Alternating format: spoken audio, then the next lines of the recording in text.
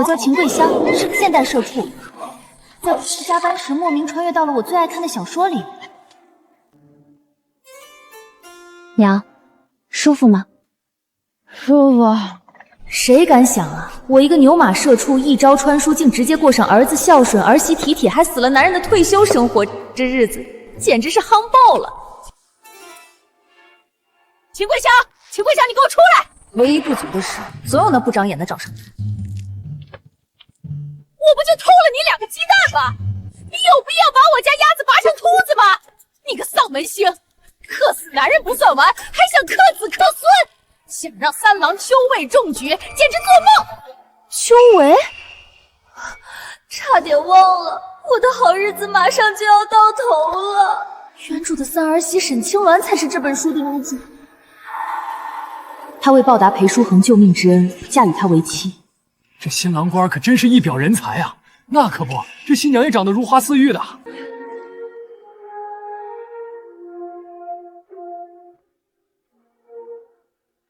夫君，这是我的嫁妆，你拿去当了吧。为了你，做什么我都愿意。但就在裴书恒高中状元之日，沈清鸾却等来了他成为侯府贵婿的消息。你答应过今生只娶我一人的。如今我已高中状元，你于我而言毫无用处。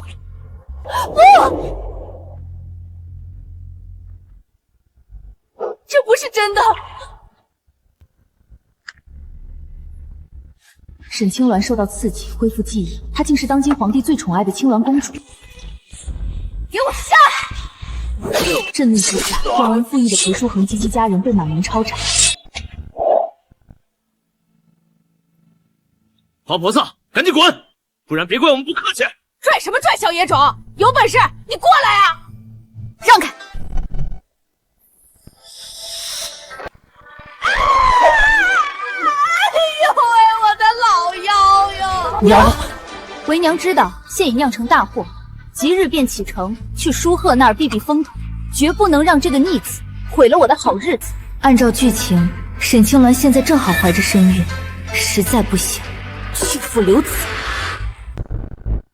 马上要应考了，娘这时候来省城，简直瞎胡闹。夫君，娘守寡多年，供你读书科考，熟识不易，她也是心里惦记你。这些为夫晓得，可娘性子泼辣强势，你现在又怀着孕，我怕你受委屈。我让你说，我让你说，我让你说，我让你满嘴喷粪，让你乱嚼舌根，今天非撕烂你这张破嘴！夫君不用担心，只管一心温书应考，我会替夫君好好照顾娘。娘子如此贤德温良，得妻如此，何其有幸！他日高中，我裴书恒定不负你，若有违事，必遭天打雷。青鸾相信夫君。小姐，那是不是老夫人的车？是婆母，婆母来了！义子，拿命来！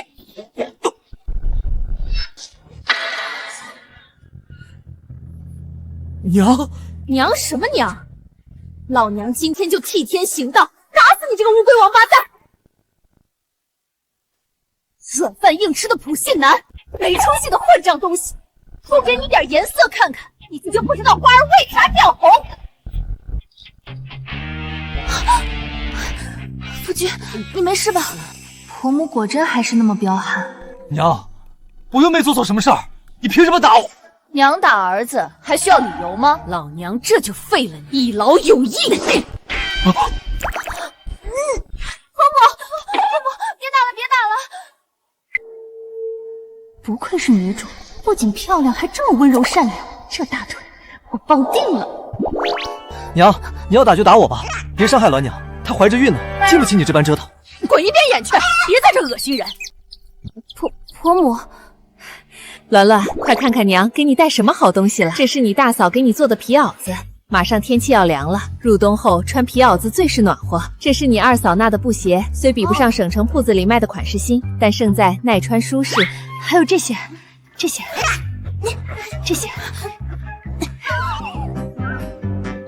这个是专门家里给你带来的大肥鸡，还有攒下的一筐子鸡蛋。这些东西都是给我的。今天中午娘就给你炖鸡汤，好好补一补。娘，那我呢？来厨房帮忙。小姐，我怎么觉得老夫人有点不一样了？鸾鸾，你现在是双身子，正是需要营养的时候，多吃点。月份尚浅，还看不出来呢。按照剧情发展，沈清鸾为了筹钱送裴初上京赶考，开了一家书斋，因为终日操劳的缘故，最终流产。这事也进一步导致了裴家灭门。不行，这个孩子说什么也得保住。怎么还不动筷？可是在等我。书都读到狗肚子里去了，自个儿没手不会侦查吗？还要怀着身孕的娘子伺候你，逆子，拿命来！娘，婆母，我只是怀孕而已，给夫君倒杯茶无碍吧？怎么无碍？你平日打理书斋已甚是辛苦，那个逆子能娶到你这般好的娘子，那都是裴家祖坟冒青烟了，没点眼力见的东西。我还敢存进？老娘我丑话说在前面，我秦桂香只认鸾鸾当儿媳，你日后若敢负鸾鸾，那便弃父留子。吃饭。泼妇！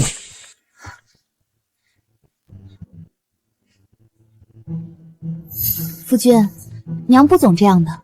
夫君不在的时候，娘待我很好，夫君多吃点。谢谢娘子。这古代的男人思想觉悟还是有待提升，得好好整顿整顿。今日叫你们过来是有要事商议，不以规矩，不能成方圆。即日起，裴家家规正式成立，需严格遵守，不得有违。三从四德，难道这些天婆母对我的好都是装的？别怕，为夫保护你。娘，我不会让你欺负鸾娘的。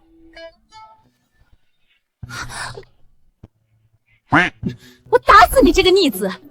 谁说我要欺负鸾鸾？这规矩是给你立的。听好了，三从：从不晚归，从不敷衍，从不藏钱。啊！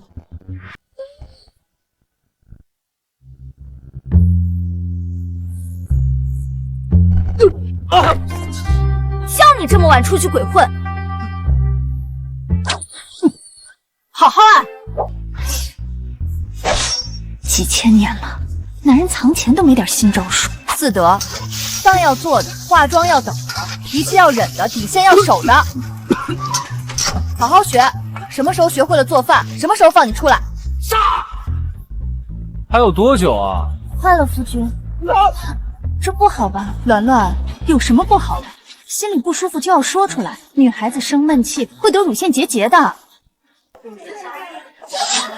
没有边界感的渣男，给老娘去死！娘这次实在太过了，再多待几日，我非叫她搓磨死不可。鸾娘，等过几日乡试结束，我让哥嫂将娘尽快接回乡下，咱们就可以过安稳日子了。我倒是觉得婆母这样挺好的。没手吗？不会自己上药？鸾鸾，娘给你炖了好吃的，咱们回家吃饭。鸾鸾，你现在怀着孕呢，身子要紧，千万不要为书斋的事太过操劳。我知道了，婆母。请留步，裴兄。裴兄，书恒哥哥，陆兄，赵小姐。逆子，磨磨蹭蹭做什么？还不快跟上！抱歉，陆兄、赵小姐，咱们改日再续。书涵先行告退了。表兄，你不是说要撮合我和裴郎吗？沈清鸾现在怀孕了，这可怎么办？无妨，你身为侯府嫡女，还怕抢不过一个商贾女？裴书汉一家现在全靠微彩堂养着，如果书斋经营不善，你说沈清鸾会不会劳累过度？说不定一不小心，孩子就没了。东家，对面新开的青藤阁推出了许多新鲜的画本子，将咱们铺子的生意全抢了去。书斋已经好几日没有开张了。那有什么难的？他们能找作者出画本，咱们也整。婆娘有所不知，这几日我们找遍了府城大大小小的画本作家，全被一口回绝了。都回绝了？哪有那么巧的事？哟，这店里怎这般冷清，连个鬼影都没有。鸾鸾，你有没有闻到一股臭味啊？也不知道什么人在这满嘴喷粪。你竟敢骂我！婆母，她是长宁侯府的赵金乌小姐，也是对面青藤阁的东家。长宁侯府，这不就是书中绑架周迅的女反吗？虽然你还有点眼力见，我今日来是好心提醒你，全府城的画本作者，不管是老的还是新的，有名的还是无名的，都已经被我青藤阁垄断了，开不了几天了。怎么会？夫君上京赶考的盘缠还没凑够，如今我又怀了身孕，处处需要用钱，没了这铺子该怎么办？兰兰，你怎么样？是不是肚子不舒服？快坐下歇着。哟，怎么还自己倒了呢？可别赖我身上，想多骗些银两吧。微沈堂不仅不会关门，日后还会成为这府城的第一书斋。第一书斋，好啊，我等着。不过沈小娘可得保重自己的身体，她先撑不住倒下了，这肚子里的孩子没了，到时候一尸两命，可得悠着点儿。狗嘴里吐不出象牙，你竟然敢打我！打的就是你！敢咒我儿媳，老娘今天就替你爹娘好好教训你！咱们走着瞧。老夫人，您实在不应得罪长宁侯府，没有作者构稿，没有新鲜画本子，这下可怎么办？要画本子还不容易吗？老娘生前看了上百部短剧，给古人写个画本，这还不手到擒来？婆母有办法，等着瞧吧。还妄想做府城第一书斋，没2天便撑不住了，没劲。娘，当真要这样吗？这有辱斯文。为了我们的书斋，我愿意。这就对住了，我们的新画本名叫《医女重生高价摄政王》，接下来就看各位的演技了。对面的女孩看过来，看过来，看过来，这里的故事很精彩，请不要。微草堂原创画本《医女重生高价摄政王》，还有真人表演，不看后悔一辈子。对面好像很热闹，看看去。走。故弄玄虚，我倒要看看你们能搞出什么花样。很久之前，有一位医女在家门口捡回了一个奄奄一息的乞丐。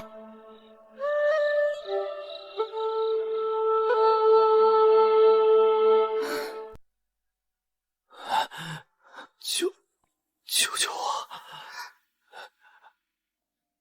这医女心善，见乞丐聪慧，便省吃俭用，拼尽全力供他读书识字。几年光阴过去，这乞丐果然不负所望，竟一举高中，成了人人艳羡的状元郎。中了，你真的中状元了！然而他并未知恩图报，反而暗中将医女杀死。如今我也高中状元，你于我而言毫无用处了。此等忘恩负义的白眼狼，真是丧尽天良，人人得而诛之。负心汉，真该死！真是丧尽天良。然而，这位医女竟然重生了，太好了！医女竟然没有死。然后呢？欲知后事如何，欢迎进店选购。既然如此，那就休怪我不客气。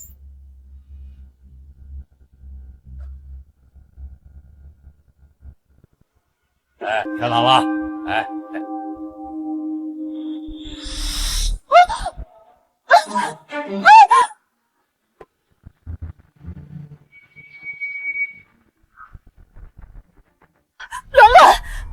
兰兰，你怎么样？孩子，婆母，救救我的孩子！血，好多血啊！为什么？难道无论我做什么，都无法改变剧情的走向吗？小离，愣着干什么？快去医馆请大夫！是。额娘，别怕，大夫很快就来，你和孩子都会没事的。赵静书，是不是你搞的鬼？兰兰好端端的，怎么会突然摔倒？秦夫人，我离沈小姐那么远，怎么可能动手害她？你少在这里装蒜！我刚才明明看见你在偷笑。秦夫人怕是看错了，沈小姐突然摔倒，我担心还来不及，怎么会笑？秦夫人不能平白冤枉好人呀。说的有道理，赵姑娘站得挺远的，不像是能动手的样子，说不定真是沈姑娘没站稳，自己摔了。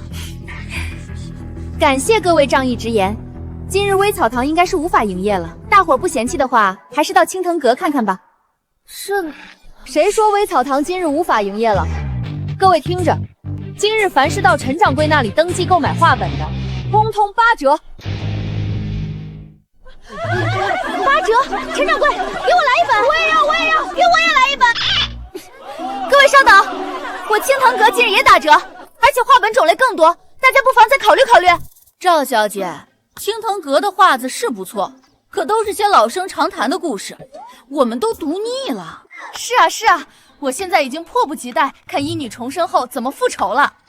陈掌柜，这里就交给你了。老夫人放心，属下一定办妥。赵静书，我不知道你今日使了什么手段，但如果鸾鸾有事，我绝对不会放过你。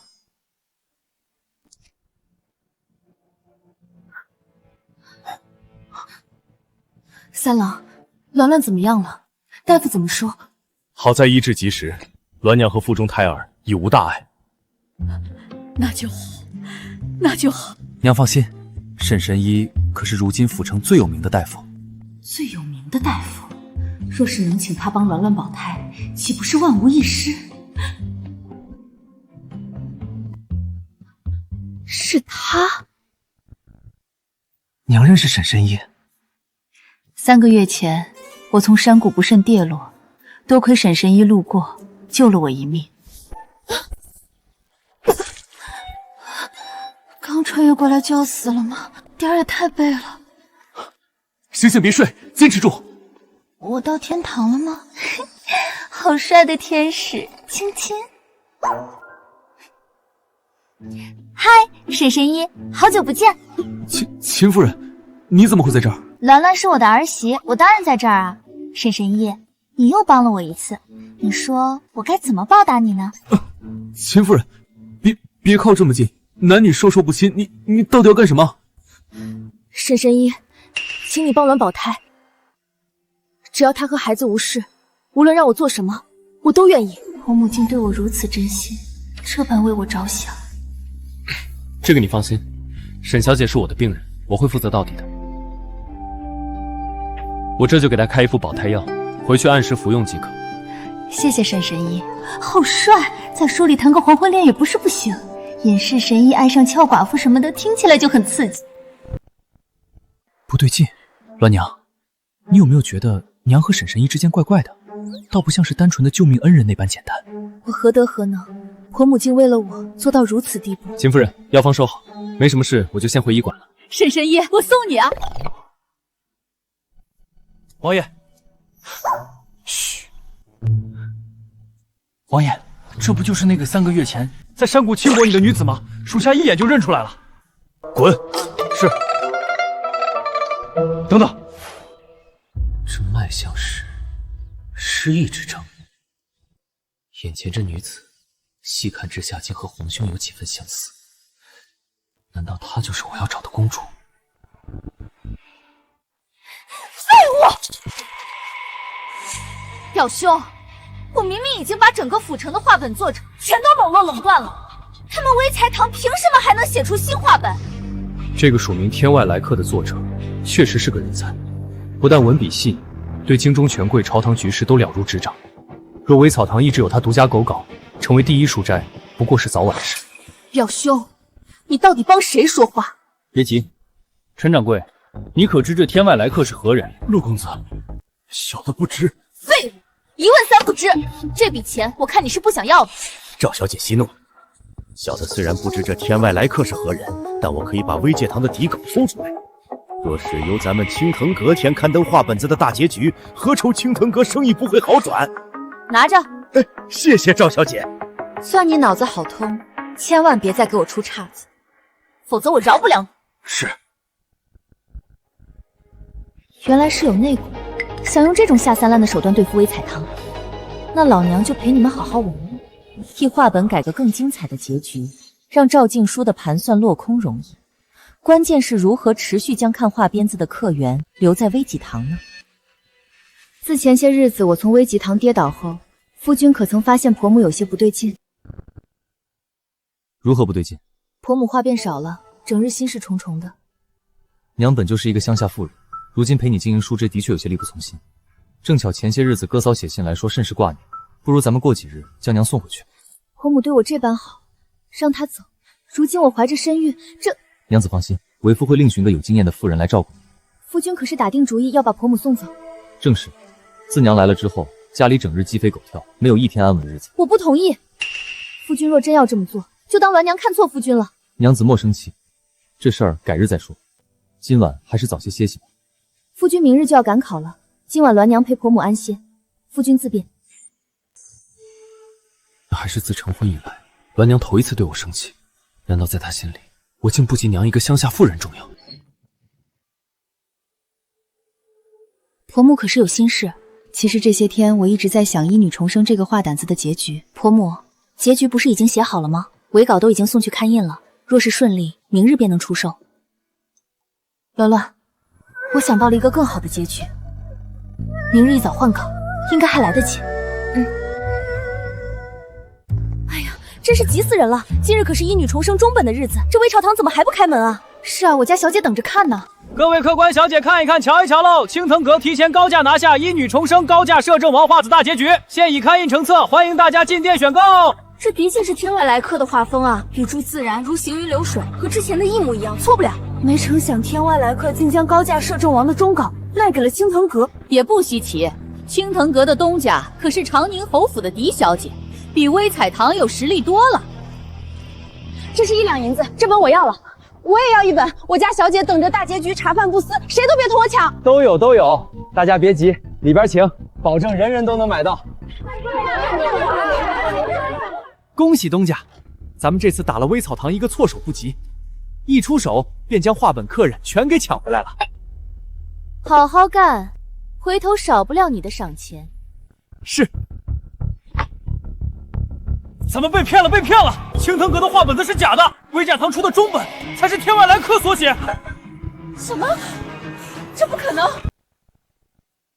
！2个画本结局都不一样。青藤阁的画本结局虽说不错，但始终不及微草堂的吸引人。而且在微草堂的画本结尾，竟刊登了天外来客新画本的第1章。什么？竟然有新画本？我看看。首富嫡女嫁入将军府，新婚夜夫君却上战场。5年后，将军回府却带回来一名女子，说是他的救命恩人，要抬为平妻。这故事听着怎么这么耳熟啊？这不是首富之女琳囊的故事吗？难道林小姐被休之事另有隐情？竟然改编真人真事，不愧是天外来客，我已经迫不及待要看了。走，去微草堂。东家，这微草堂的画本结局怎么跟陈掌柜拿来的稿子不一样？还不快滚去微草堂，看看这到底怎么回事！是。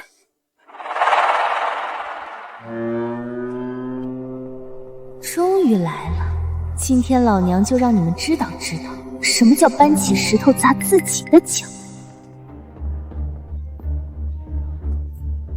陈掌柜，画本子卖得好，你不高兴吗？怎么一副愁眉苦脸的样子？老夫人说笑了，微长堂生意好，我这个当掌柜的自然高兴。哦，我知道了，陈掌柜，你现在一定是演给青藤阁看的，毕竟你替咱们微朝堂摆了青藤阁一道。若非你拿假稿子给青藤阁，咱们微草堂哪能打赢这场胜仗？陈掌柜啊，微草堂有今天，你居功至伟。鸾鸾可说了，要好好奖励奖励你们。陈掌柜，你难道不解释解释，青藤阁为何会有我们微草堂画本中？这东家我也不知。鸾鸾，我相信陈掌柜的为人，画本被盗，我们报官就是。到时候青藤阁是如何偷取我们稿子，官府一查便知。东家，是老祖一时鬼迷心窍，恳求东家不要报官。老祖这些年攒了一笔银子，愿全数赔给东家，只求东家给条生路。那就要看陈掌柜你的诚意了。200两银子，东家看如何？若东家不满意，老朽再去找同行借50两，凑够250两银子，再多老朽实在拿不出来了。成交。婆母，就这样放他走吗？这家伙身上的油水榨的差不多了，至于做叛徒能不能活下来，就看他的造化。静书，你怎么来了？书斋一事可还顺利？表兄，你可算考完了。陈掌柜那个叛徒，我已经将他处置了。可即便如此，微草堂凭借天外来客的新画本子，已经成为府城第1书斋了。无妨，等过几日乡试结果出来，你便随我们一同上京赶考。这一路上孤男寡女，你还怕没有机会培养感情？这个逆子怎么还不出来？磨磨蹭蹭的，热死老娘了！婆母莫急，乡试连考9天，夫君定是耗尽了心力，出来的慢些也正常，咱们再等等就好。你这样的恋爱脑，在我老家那是要被送去挖野菜的。婆母的老家，那是个什么样的地方？那里人人平等，没有什么高低贵贱、男尊女卑的规矩，女子也可以读书识字，考取功名。在我老家，只要你肯努力，就能活成自己喜欢的样子。这世上竟还有这般美好的地方，好想去看看。唉，我也想回去。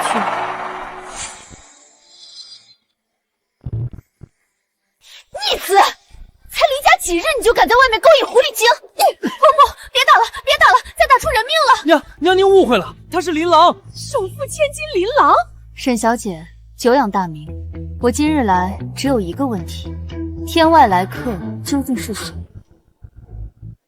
完了完了，正主找上门来了，没想到古人的版权意识也这么强。林小姐，实在抱歉，未经允许便将您的故事改编成画本。若您要追究责任，我身为微草堂东家，愿意负全责。沈小姐，您误会了，我今日前来是特意来道谢的。被夫家所休，府城的流言蜚语足以将我淹没。这段时日，我陷入困境，一度要轻生。是天外来客编的画本子，替我于满城的闲言碎语中挣得一丝生机。求沈小姐告知，天外来客究竟是何人？沈小姐的意思是，没错，编画本子的正是我婆母。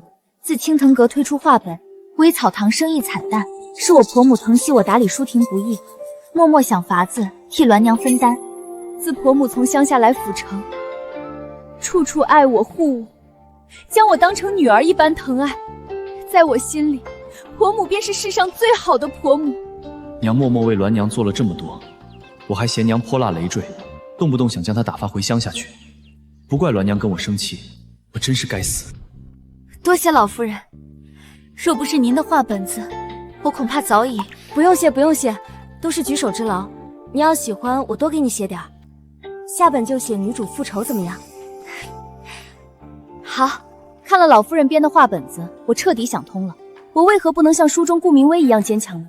我为何要因为他人的过错算计，搓磨一生？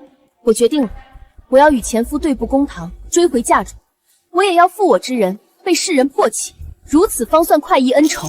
果然，精神建设才是提高国民物质建设的基础。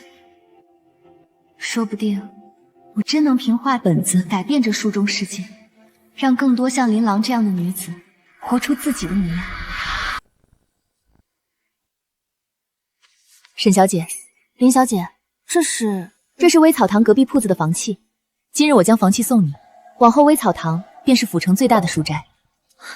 好家伙，这林小姐简直就是活脱脱的财神爷啊！无功不受禄，不如林小姐你拿铺子入股微草堂，算是我们微草堂的股东，我们一起经营微草堂书斋。真的吗？当真可以？婆母发话，我自然没有异议。能有林小姐相助，是微草堂的福气。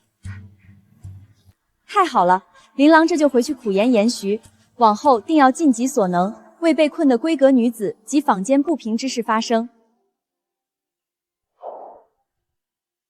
能让首富之女如此幸福，敢于为天下女子发声，这还是我认识的那个娘吗？夫君还愣在那儿作甚？娘子，为夫知道错了，前几日不该口无遮掩。你同我说什么？你对不起的是婆母。娘，儿子错了，我先前不该对娘有偏见，想着要将娘送回乡下去。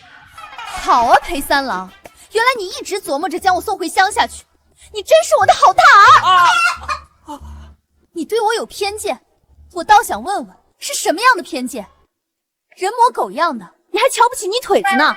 若非你娘这个泥腿子，还有你哥嫂他们几个泥腿子，你如何有机会来州府进学读书？你倒好，占了泥腿子给你带来的好处，回头嫌弃泥腿子。今天老娘就教给你一个道理，水能载舟，亦能覆舟。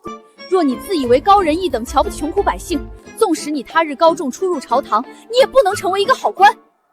娘，儿子受教了，必将铭记娘的教诲，改过自新。不是，这还让我怎么发挥？有点整不会了。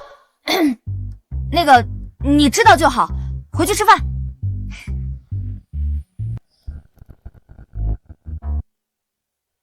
第一名，解元裴书恒。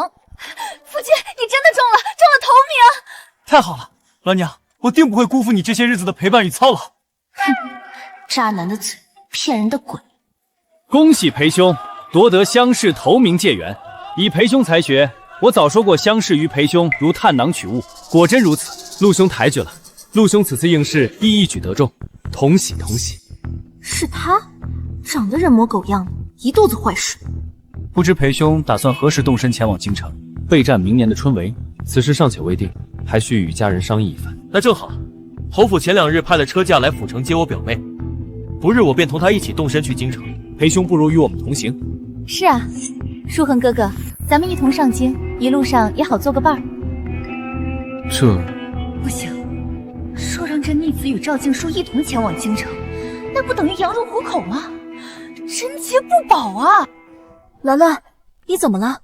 可是腹疼的厉害。想来是多吃了几口菜，一时肚腹疼痛。你这孩子为何不早说？不行不行，我得赶紧带你去找沈神医看看。陆兄，赵小姐，实在对不住，上京复考一事回头再议，我先去看看我娘子。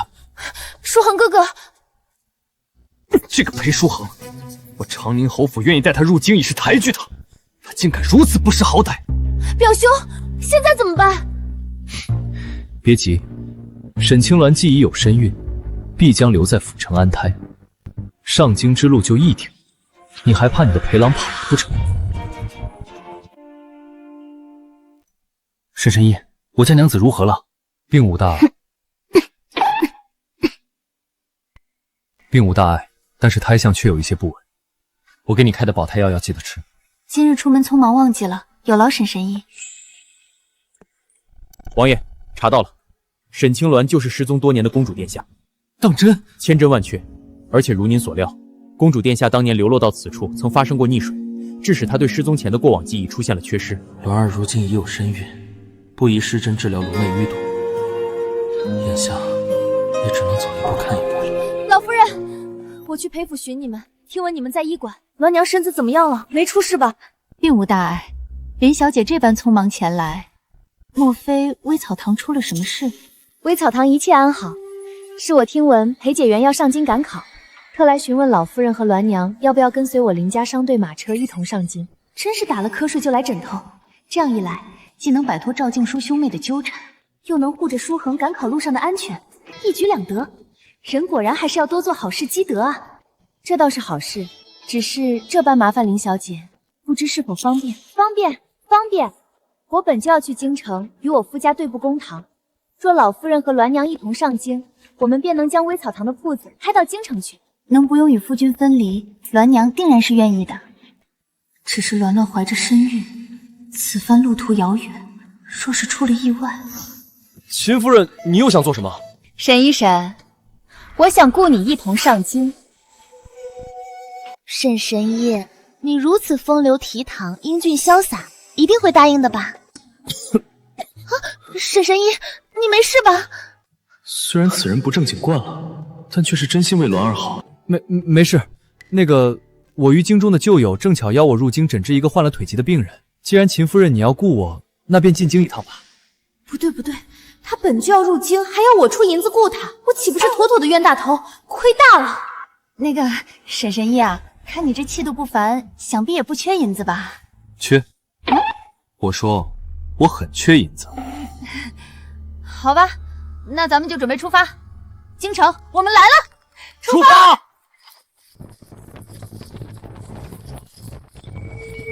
眼下虽算暂时摆脱了麻烦，但赵静书兄妹肯定不会善罢甘休，必须要让裴书恒心如磐石，从始至终心里只有还娘才行。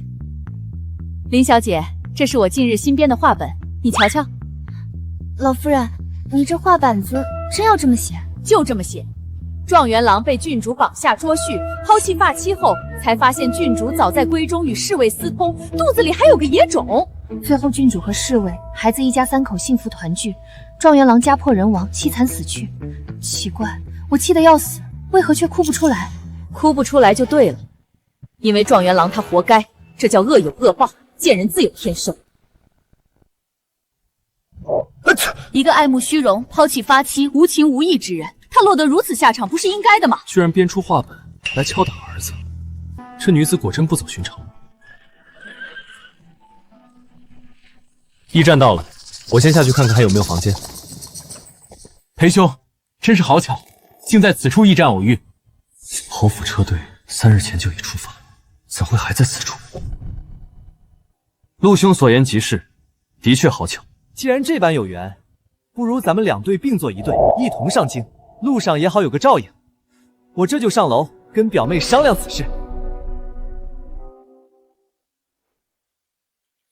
前几日他主动邀你一同上京，你没应，如今却又在这驿站偶遇，逆子，你到现在还没发现不对劲吗？母亲是说，陆明征对我另有所图？你的脑子呢？陆明征是长宁侯府的人，你若成了侯府的情，身上就会打上长宁侯府的烙印。到时若握着西北兵权的长宁侯府有异心，该如何？你会不会因此受牵连？娘说的对，是儿子考虑不周。还有，裴家家训中最重要的一条是什么？你给我念一遍。底线要守得，要和除了娘子之外的其他女子保持分寸。记住你今日说的话，离赵静书远点。走吧，今晚便在此处歇息。我倒要看看他们想搞什么。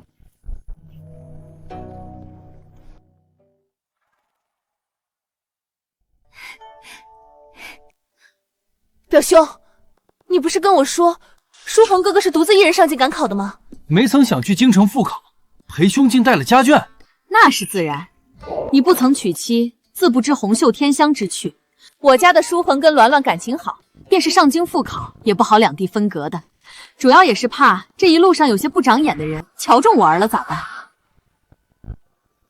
我江书恒可是乡试解元，长得又俊，最会招蜂引蝶了。万一他心性不坚，赶考路上遇到了画本里边的狐狸精，被勾去了魂咋办？不过也无妨，我这个人最擅长降妖除魔了。以前怎么没发现娘怼起人来这么解析？你这无知老妇胡说八道些什么？啊，我说错话了吗？书恒，娘是不是又给你闯祸了？没有没有，母亲做什么都是为了书恒好，而理解母亲娘子供我科举之艰辛。陆兄，实在抱歉，我母亲出自乡野，不曾出过远门。若是冲撞了陆兄和赵小姐，我替她给2位赔罪。裴兄不必多礼，你们一路舟车劳顿，今日便早些歇息，合并车队一事，咱们明日再议不迟。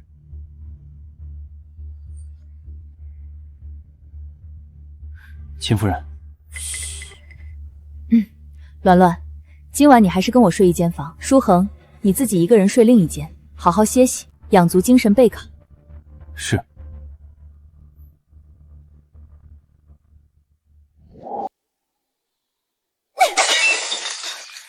无知的乡下蠢妇，竟敢骂我狐狸精，我绝不饶他！行了，一个无知老妇罢了。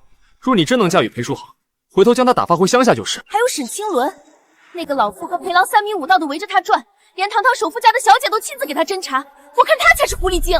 这个沈清罗倒是挺有意思，他竟与裴书恒分房。表兄，你可看仔细了？看得再仔细不过，我亲眼瞧见裴书恒他娘子随他母亲进了楼下后院最里面那间屋。我就说嘛，他们夫妻情深恩爱和睦的样子全都是装出来的。舒儿，你只需不用怕闹得人尽皆知。这不用担心，此事若是成了，咱们就拿捏住了裴书恒的把柄，何愁他不乖乖为侯府所用？等到裴书恒他日高中，就是侯爷也会认为这是一门好亲事。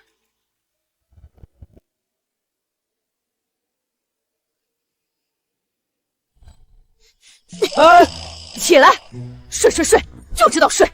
娘，您这是干什么呀？您不是让我好好休息，养足精神备考吗？苍天，你不会是读书读傻了吧？没有我在，你迟早遭了那狐狸精的道。娘，您是说陆明征他们今晚要对我动手脚？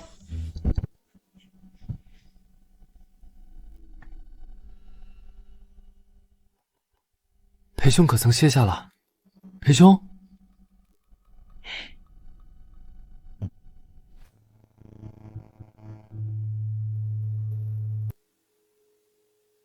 书恒哥哥，其实舒儿暗恋你许久了，今日好不容易有机会与你独处，舒儿愿意献身给书恒哥哥。只求能陪在你身边。骂你狐狸精还真没骂错。妖精拿命来！妖精拿命来！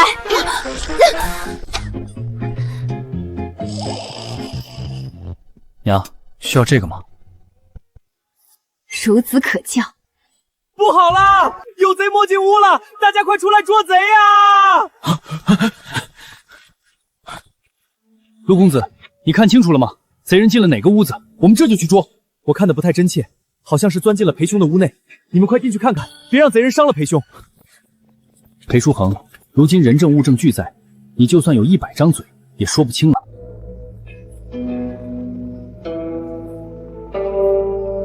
救命！快来人救命啊！表妹，你怎么在这儿？我不知道，表哥，我真的不知道。我起夜被人打晕了，一醒来便被绑在了书恒哥哥的屋内。这怎么办？表兄，舒儿的清明要被毁了。罢了，不管过程如何，只要舒儿在裴书恒屋内被人发现，他为了不影响接下来的春闱，也必须得吃这个哑巴亏。舒儿别怕，有表哥在，表哥一定会替你做主的。裴书恒，枉我一直把你视作同窗知己，你竟做出这等苟且之事，你怎能如此对我表妹？她一个未出阁的姑娘家，经此一事，往后可怎么做人啊？原来不是贼人，是裴解元啊！他娘子尚且在驿站住着，怎能做出如此荒唐之事？吵什么吵？大半夜的，扰人清静。吵吵吵！哪来的狐狸精？给老娘闭嘴！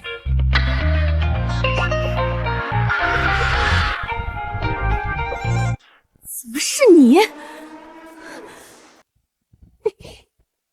裴书恒呢？他是不是也在这床里边？一定是他把我绑到这里来的。你故意替他遮掩，帮他脱罪。哪儿进贼了？娘，你没事吧？没事，能有什么事？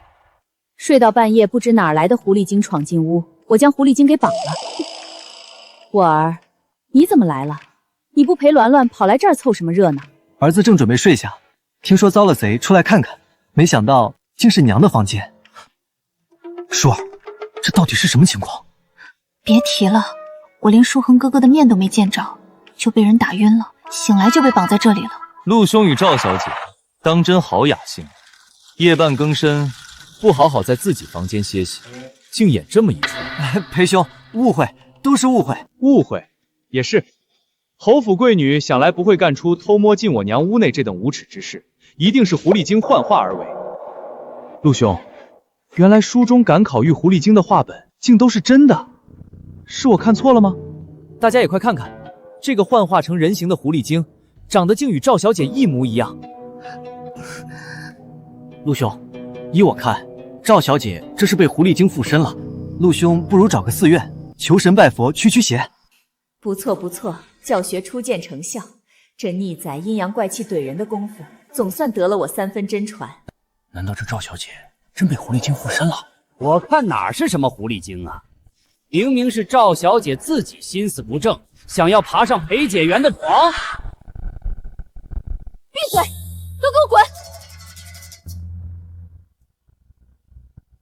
赵小姐的确应该生气，毕竟算计举人老爷、勾引有妇之夫的事，若是传扬出去，你这侯府贵女的名声算是彻底毁了。裴兄，这是我的一点心意，一共5000两，就当是给裴兄补盘缠，还望裴兄大人有大量。今日之事就此翻篇，不再计较。5000两，发财了，发财了！陆明征，你以为我裴书恒是会被钱银打动之人？这银票我若不收下，你定是不安心。也罢，看在你我曾是同窗的份上，我容忍你和你背后的人最后一次。封口钱我收下了，但我丑话说在前头，光脚不怕穿鞋的。我的确出身农户，但也为天子门生。若是你们步步紧逼，一再算计，那便拼个鱼死网破又如何？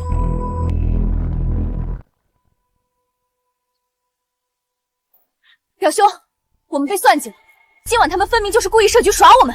事到如今，把柄如今捏在人家手上，这口气，你咽也得咽，不咽也得咽。表兄，当真只能如此吗？我不甘心。自然不能就这么算了。表兄的意思是，借刀杀人。过了这间驿站，前方有不少流民想途经官路上京。你猜那些饿得眼睛发绿的流民遇到了物资充足的商队，该做出何等疯狂的事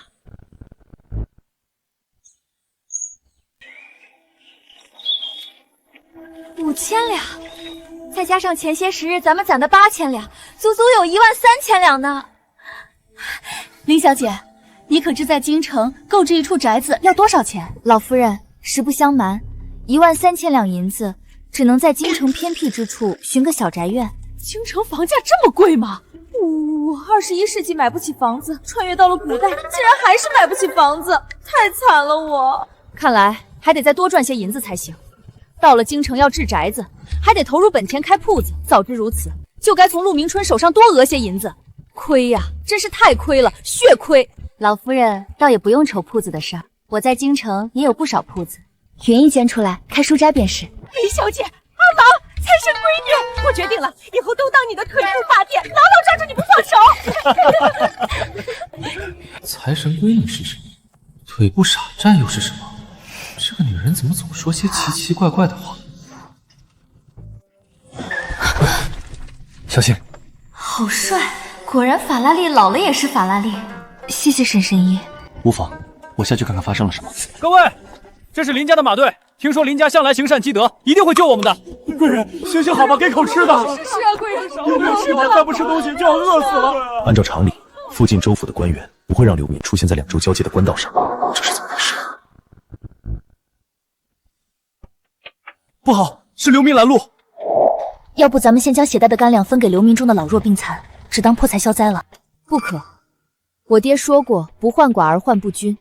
我们携带的干粮只顾小部分人果腹，定然会引发流民疯抢，到那时场面将一发不可收拾。今日之事恐怕并非偶然，如果有人刻意为之，那舍弃物资和钱财的做法，无疑将是一道催命符。阿郎说的对，问题的根源还在粮食上，只有解决了粮食问题，让流民有足够的食物果腹，商队才能全身而退。这位老爷，求你救救我的孩子，他实在太饿了，误食了有毒的树根，都是我害了他。你别担心，我是商队此次随行的大夫，这是解毒丸，快给他服下吧。多谢神医，多谢神医。沈神医，刚才那孩子可是木薯中毒？正是。果然没错。我有个法子，或许能解眼下的困局。我说，林家商队的人是不是犯傻？这山谷中长的树根有毒，他们挖来做甚？说是粮食不够分，商队带的粮食都发给咱们了，商队伙计没吃的，只能掘树根充饥。不行，那些树根有毒，吃了会出事的。我得赶紧过去，把树根有毒的事告诉他们。你急什么？人家随行带着大夫呢，毒不死人的。咱们这吃了上顿没下顿，商队带了不少东西吧？得了那些东西，说不定还能到前面府县换些吃的呢。哼，真是人心不足蛇吞象。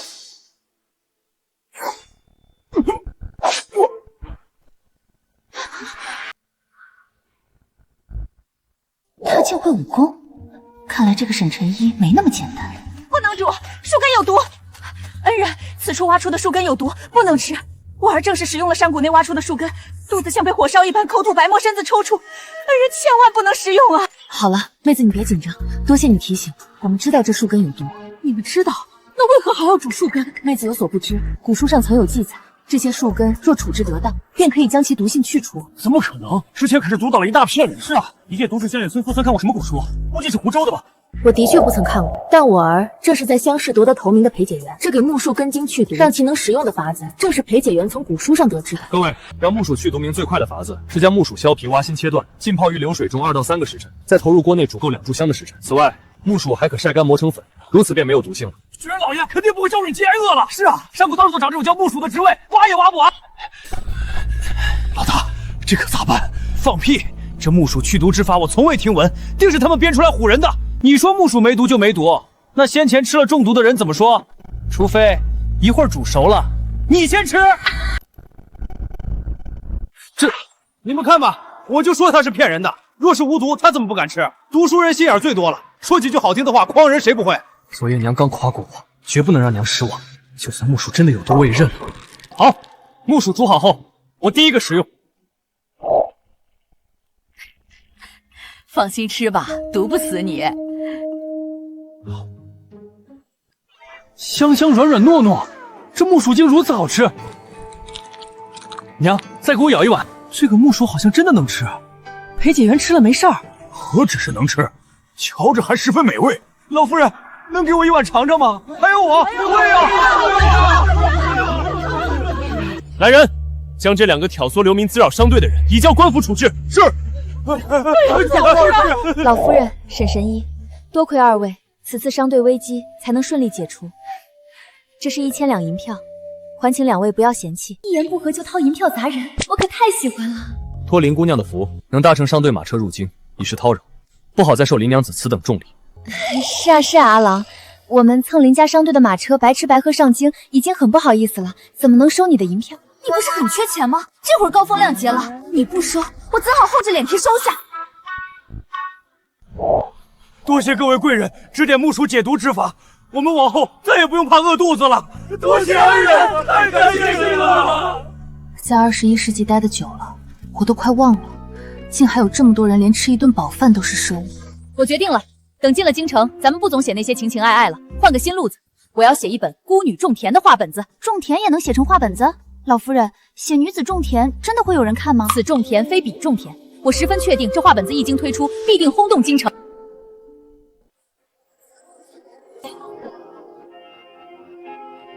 各位走过路过不要错过，本店今日开业，欢迎各位客官小姐进店选购。微彩堂，你们可是泽州府城推出医女重生高价摄政王画本子的那家书斋？正是，本店不单有摄政王系列，还有商女修夫、孤女种田等全新画本子。孤女种田，倒是头一回听说，当真是新奇的很。土豆、玉米、红薯，这些从未听过的农作物，竟能亩产上千斤。是啊，还有这种叫棉花的植物，若是能以此物代替丝绸织品，或以此物做成被子御寒，那天下穷苦百姓再也不用挨冻了。快给我也看看，我瞧瞧。各位小姐别着急，里面请。老夫人，您说画本中写的这些农作物真的存在吗？肯定存在，就算我朝没有，或许海外能寻来呢。阿兰，你们林家人脉广，可以帮着打听打听。不拘这几样，就是别的农作物，也可以在咱们这儿种植试试。若真能寻来这些作物，林家做的便是利国利民的大事。到那时，想要更进一步成为皇商，又有何难？好，我这就去安排。为什么他们怎么就没被那些流民给撕碎？微草堂的画本果然和传闻中一样好看。商女幡然醒悟，果断修复，将这些年补贴将军府的钱银算清楚，反将一军，属实痛快。你们在说什么？修夫？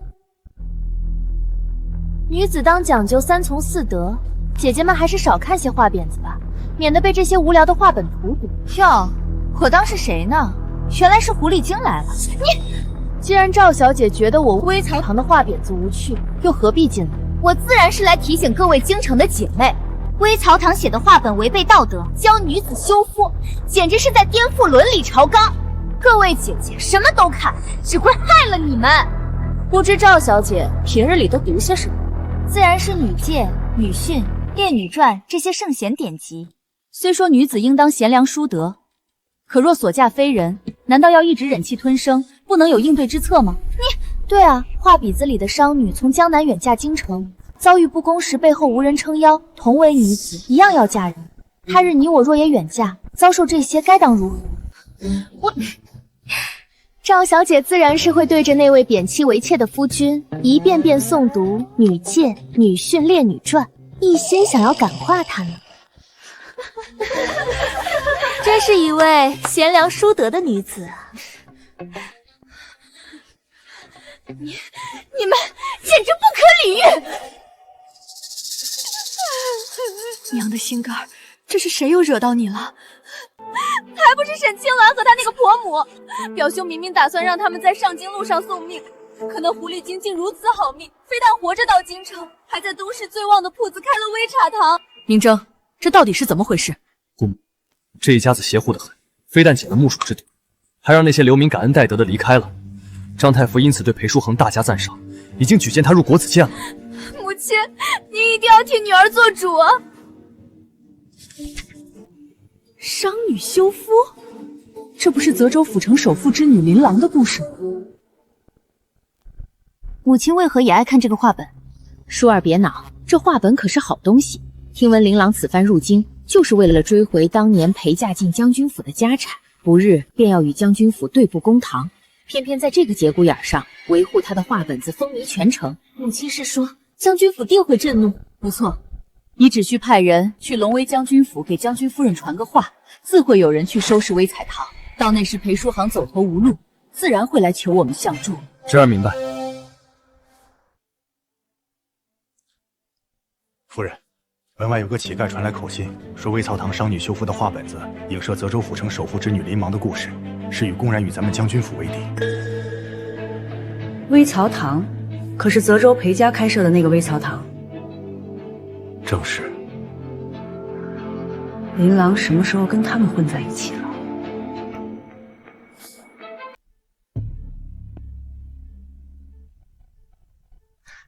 表兄，这床上之人是谁？此人名唤裴笑，泽州人士，家中有妻名唤秦桂香，育有3个儿子，在此次边境大战身受重伤，醒来后已然失忆。眼下唯一记得的，便是家中妻子的小名阿香。从今日起，你就是阿香，恒儿和硕儿则是他的儿子。我会提拔他担任龙威将军，你只需在他身边暗中牵制、控制他。如此一来，我便能将西北军的一部分权力牢牢握在手中。恭祝谢国公早日实现伟业，怡儿定不辱命。事到如今，定不可让裴笑知道秦桂香的存在，更不能让他记起过去的一切。你即刻去告知前副将，就说微曹堂售卖的画本鼓吹女子休夫，破坏朝廷纲常，让他速速向府尹大人举报，务必彻查到底。是夫人。慢着，此事绝不可让将军知晓半分。是。婆母，这是我刚煲好的粥，您快尝尝，看合不合口味。鸾鸾，你怀着身孕，不可过于劳累。书斋的事，大部分都是您和阿兰在忙活，我不过搭把手，现在清闲得很。如今书斋也渐渐步入正轨了，过2日我带你去见见沈神医，请他给你把把脉，也好放心。婆母，我看啊，是您自己想见沈神医了吧？胡说八道！娘，鸾娘，我回来了。娘，这位是张太傅的孙子张景行，今日是为了孤女种田的画本而来。景行见过秦夫人，嫂嫂。张府乃是书香世家，张太傅又是朝中亲贵，我这逆子能结交这样的朋友，倒是件好事。张公子，快请坐。不知是张公子府上哪位女眷爱看咱们这种田画本？这能亩产上千斤的土豆，若真有此等作物，不仅云州百姓以后不会挨饿，朝堂亦不用再忧官边缺粮之苦。你即刻去找书恒，务必问清楚这画本里写的作物是不是真的存在。下一期画本中会不会提到这些作物能在何处寻得？若是问不明白，你就不用回来了。自是家妹，她受祖父影响，自小关心朝堂动向、民生之间，想知道画本中何遂在山上找到的土豆是不是真有此物。确有此物，不过目前并未寻得。泽州林家有做海运生意，我已托林小姐帮着找出海商船打探此事。不仅如此，我娘在画本的结尾还会记录几种新的番外作物，若是能从海外寻得这几样，我朝百姓便再也不用忍饥挨饿了。若是出了种田最后一期画本，请秦夫人一定要先于别人，让我够得。这有何难？画本早已写完，只不过要按期刊印。书恒，是去将底稿拿给张公子。关乎能解决百姓粮食的秘密，老夫人竟愿意将书本底稿给我。多谢书恒，多谢秦夫人。嫂嫂，微曹堂掌柜何在？府尹大人接到举报，微曹堂售卖破坏朝廷纲常的画本，即日起封铺调查此事，并将微曹堂掌柜以及写画本妖言惑众的天外来客捉拿归案。娘，别慌，此事定是有人刻意陷害，我会照看好鸾鸾，你速去找人来救我们。这位差爷，我是国子监学生裴书恒，我娘子怀有身孕，还请官差大爷行个方便，多加照顾。裴学子放心，一旦怀有身孕，我自会向府尹大人禀明。只是裴学子不知如何得罪了龙威将军府。龙威将军府，听说裴学子是泽州人士，龙威将军亦出自泽州。我劝裴学子不如登门认个错，如此能冰释前嫌，解微曹堂之局。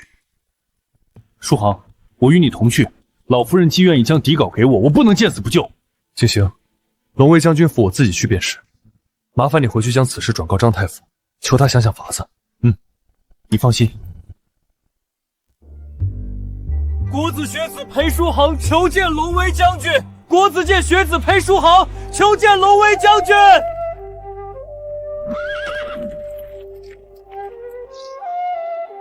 爹。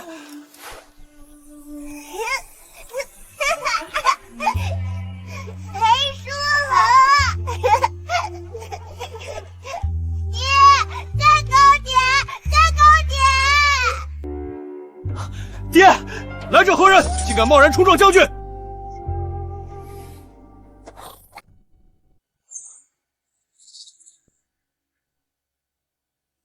去了吧。是。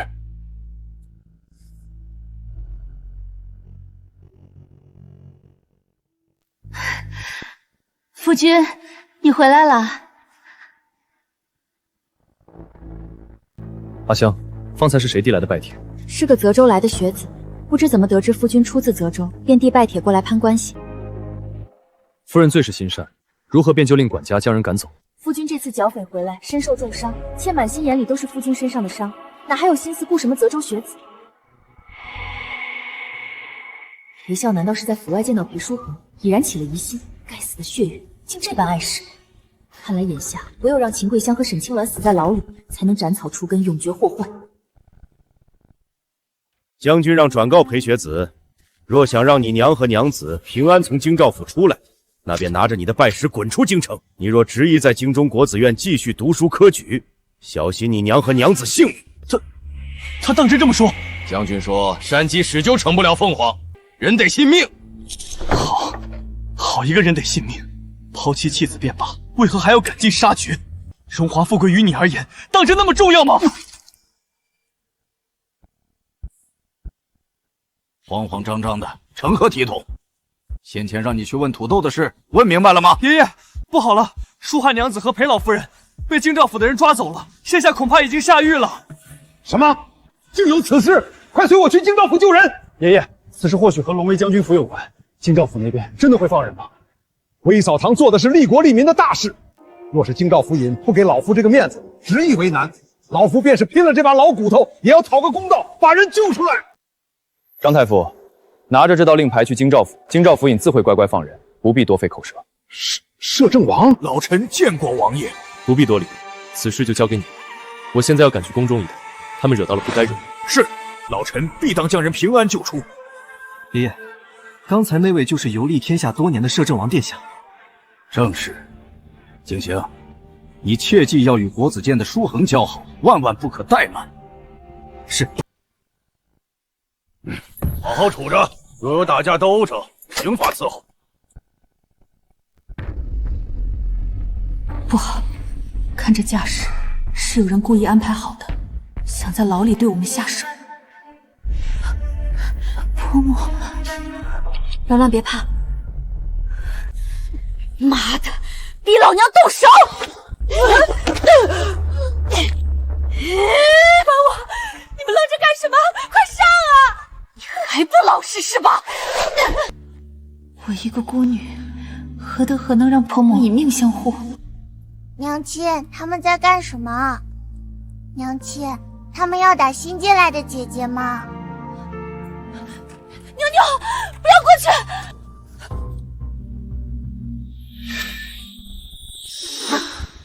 罗罗，小心！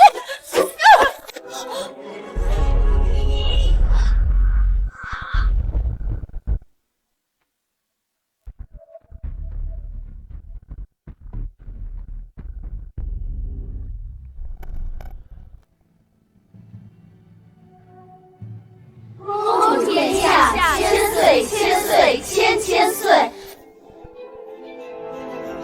罗罗，罗罗。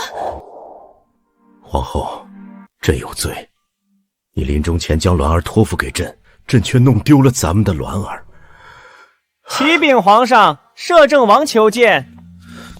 微臣见过皇上。皇兄，你游历多年，可算回来了。这些年你四处奔波，可曾打听到鸾儿的消息？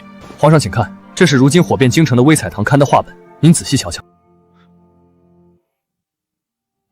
栾儿，是栾儿的字迹，黄修天真找到栾儿了。能找到栾儿，属实意外。本王在泽州偶然与裴家结缘，才发现裴家的儿媳便是失踪多年的公主殿下。京城与泽州相隔数千里之遥，栾儿于京郊避暑山庄失踪，如何会出现在泽州境内？具体缘由尚未查清。当初裴学子在泽州河里救的栾儿，栾儿一身是伤，什么都记不起来了。栾儿失忆了。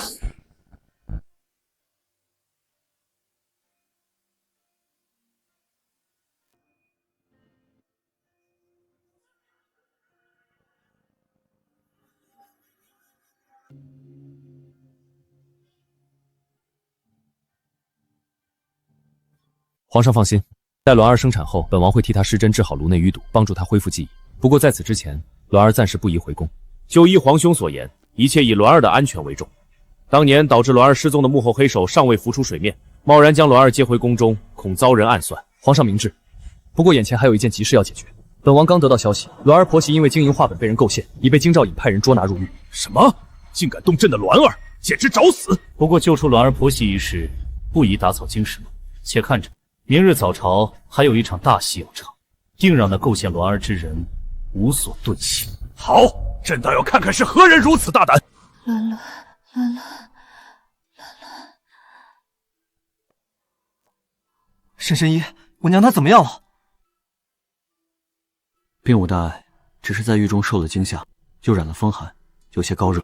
都怪我，婆母是为了护着我才生病的，不怪你，都怪我，是我连累了你们所有人。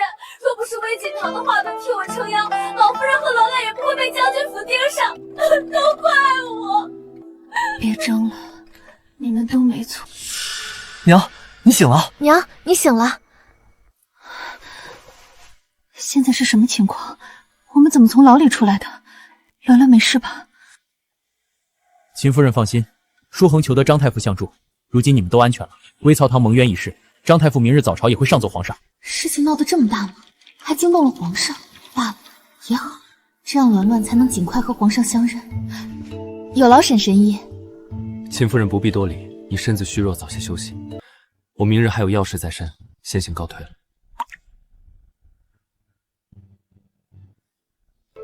婆母，我去送沈神医。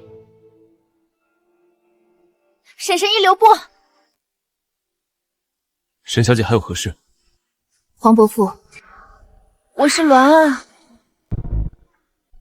栾儿，你都想起来了？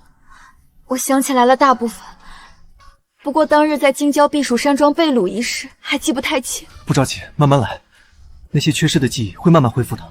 黄伯父会帮你。黄伯父，请您先不要将我恢复记忆一事告诉任何人，包括父皇。我想等我彻底恢复记忆，亲手把背后谋害我的人揪出来，再正式回宫。好，黄伯父答应你。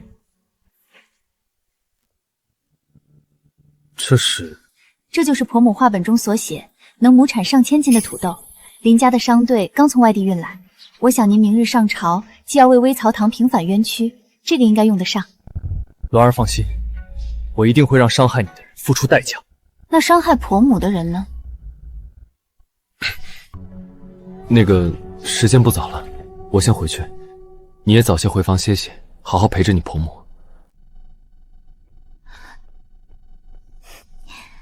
朕近日收到不少弹劾微甲堂的折子，不知道关于微血堂画本鼓励女子休夫是否有损朝纲一事，众爱卿有何见解？陛下，臣以为此等言论有损朝纲，乱我朝根基。家中小女自看得画本以来，与小婿起了口角，便一怒之下回到娘家嚷嚷着休夫，都是画本做了不好的示范。陛下，周大人所言，臣不敢苟同。据臣所知，周大人之婿品行不端，养外室，此周大人女儿才回娘家嚷嚷着要和离，结果到了周大人口中，倒成了画本的错，这是什么道理？臣复议，自家的事情都理不清，本官怀疑周大人是否有为百姓做主，是否有为陛下效力的才能。陛下，关于微学堂一事，京兆府昨日已有动作，不如问问杨夫人查得如何了？依爱卿所言，宣杨府尹觐见。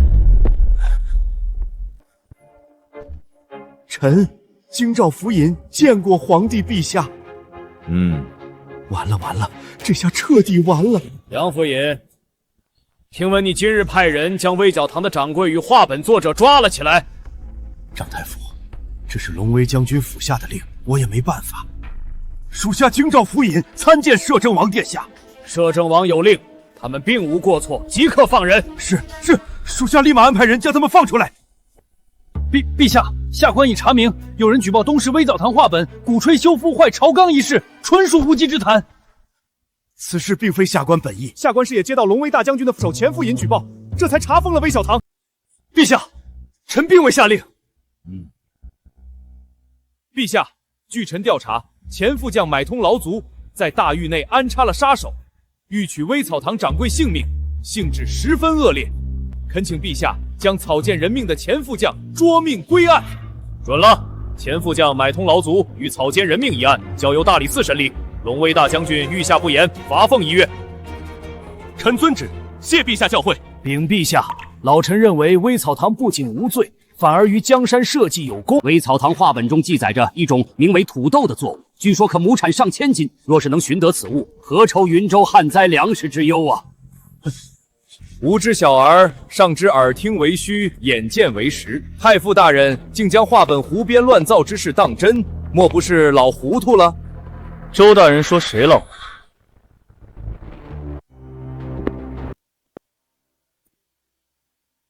这是摄政王殿下，游历天下的摄政王回来了。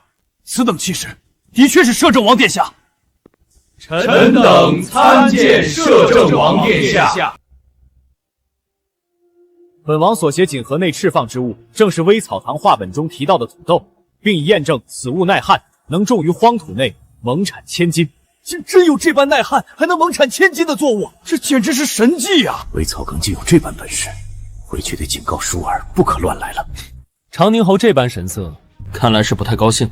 臣不敢，若真能将此等耐旱高产的土豆代替水稻种植于云州旱区，必能解云州百姓的粮食之危。臣心中只有欣喜，怎会不高兴？哦，是吗？前些时日，本王与微草堂众人一同入京，经过2州交界处，被大批流民所困。后经官府审查，挑唆流民的山匪亲口供证，是受长宁侯府指使。区一个长宁侯府，竟能插手云州灾民一事，本王想问一句：长宁侯府是想造反吗？此前陈知小女的确有回乡省亲过，关于流民事件，臣并不知情。待臣回府，一定拷问清楚家中贵妾，给王爷一个交代。那便好好问吧。是，臣定当彻查到底，绝不隐瞒。经查验，微草堂看似看守画本，实则是在做利国利民的大事，功不可没，刻上白银1000两。朕将亲自为微草堂赐字，以表嘉奖。退朝！微草堂怎么被查封了？我看这微草堂怕是得罪了不该得罪的人。母亲厉害了，如今京兆府封了微草堂铺子，看那个狐狸精还怎么得意。是啊，侄儿只是派人给龙威将军夫人传了话，微草堂便被京兆府封了铺子。这就是得罪我长宁侯府的下场。我长宁侯府想让他生便生，想让他死便死。裴解元他骨头硬，正好，且看看他求上侯府的时候会是什么姿态嘴脸，看到时候他的腰能不能弯下来。母亲，裴郎求上门的时候，你可别太为难他了，让他贬妻为妾便是。如此，那个狐狸精落到女儿手上，女儿方能好好搓磨来。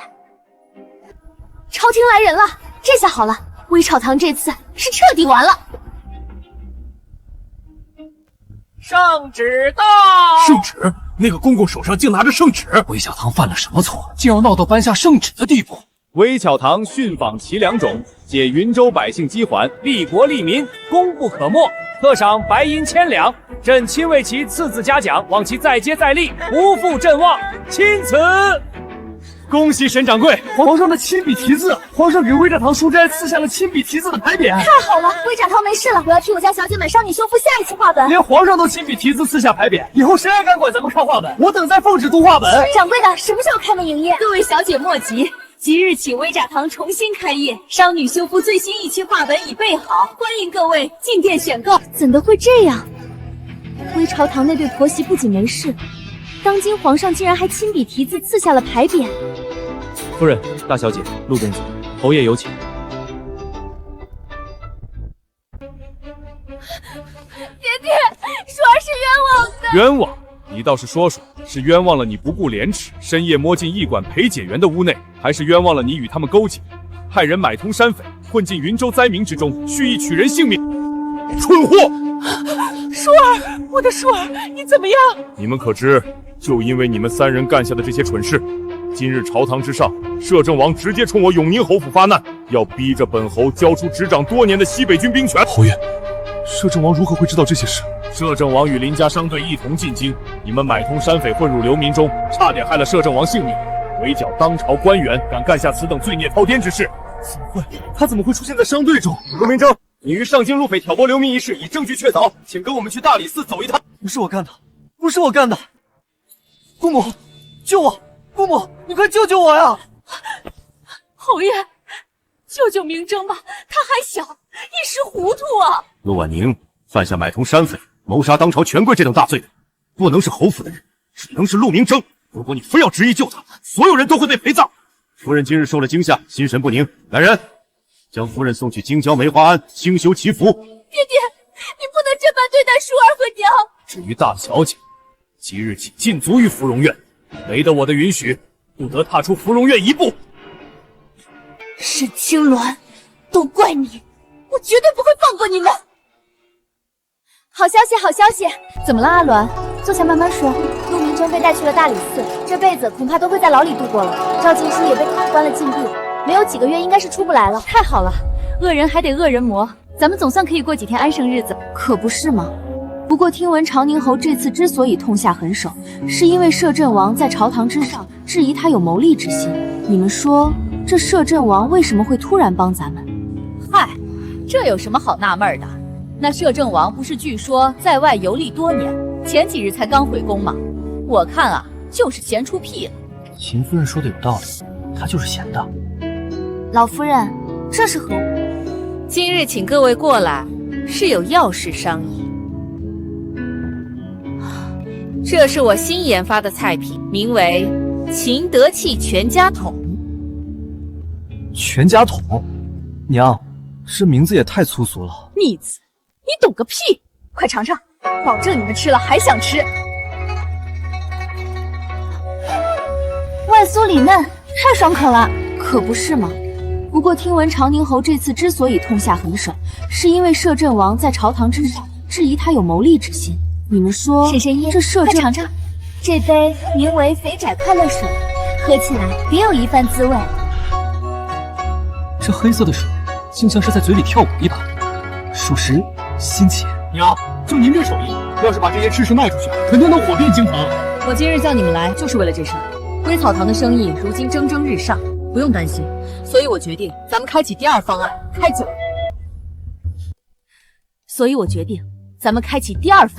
开酒楼。作为21世纪的现代人，美食方子啥的还不是信手拈来，成为富婆指日可待啊！婆母果真厉害，有那么多赚钱的点子。我同意，老夫人，我也同意，我要入股。好，好，好，我的财神闺女，赚钱的事儿怎么会漏了你呢？我也入股，这5000两银票算是我的股金。沈神医，你竟然有这么多钱！家中长辈留了些家底，在那儿放着也是放着，不如拿来跟你一并开酒楼当入股钱，让钱生钱。谁说当大夫不挣钱的？你可还记得你出500两银子雇我一同上京？由此可知，当大夫遇到好主顾，钱银来得快。哪壶不开提哪壶。好了好了，今日天色也不早了，今夜大家就留宿裴府，咱们好好合计开酒楼的细节，争取早日把酒楼开起来。鸾鸾，今日老夫人宣布开酒楼，大家都甚是高兴，但有一事，我认为还是有必要告知于你。阿郎，你说的可是将军府一事？听将军府的人说，我那前公公龙威将军得知前副将在狱中买凶杀人后，回府就想找跟前副将有过联系的管家问话，却发现管家溺死在了府内小池塘。这么巧，是谁想要杀人灭口？依我看，多半是我那前婆母。可我实在想不通，他恨极了我让将军府声名扫地，要害人也该是冲着我来，怎么反倒他如此安排了前副主要取你和老夫人性命？鸾鸾，此事会不会跟裴公子有关？我听闻当日你与老夫人被喊去京兆府问话，裴公子曾去过一趟龙威将军府，还吐血倒在了将军府内。当日你与老夫人被喊去京兆府问话，裴公子曾去过一趟龙威将军府，还吐血倒在了将军府门口。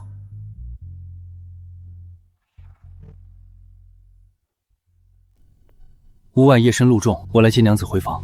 夫君，鸾儿听阿兰说，我与婆母被带去京兆府问话那日，夫君曾去过一趟龙威将军府。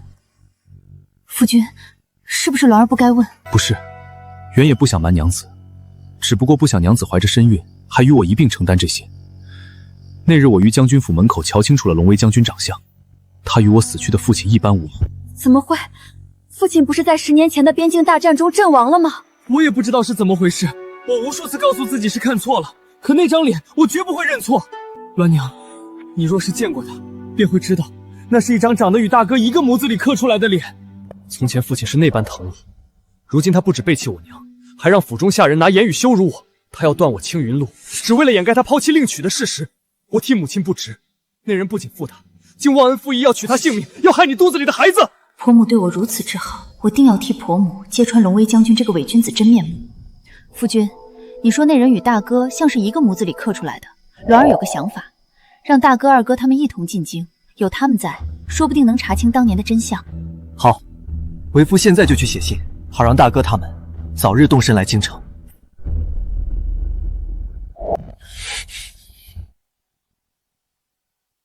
墨痕，王爷有何吩咐？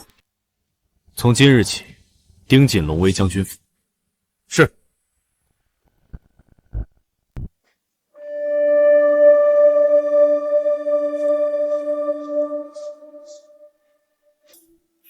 阿香，我回来了。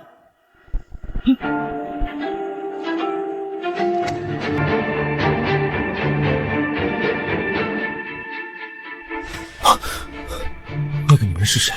为何会出现在我的梦里？夫君可是做噩梦了？许是前些日子管家突然溺水身亡一事，扰得我心神不宁，才会做此噩梦。是啊，管家死得蹊跷，也难怪夫君心绪不宁。我去为夫君沏一壶安神茶。裴解元送来拜帖之人，是阿香故意瞒着我，吩咐管家将人赶走。难道微草堂一事与阿香有关？微草堂那边可有动静？夫人料事如神，裴叔恒连夜写了书信寄回泽州，准备将裴家老大老二一家全都接到京城来。不好，裴家老大与将军长得一模一样，若是碰上面，一切都完了。你现在立刻派人快马赶去泽州，无论用什么办法，都不能让他们踏入京城半步。是。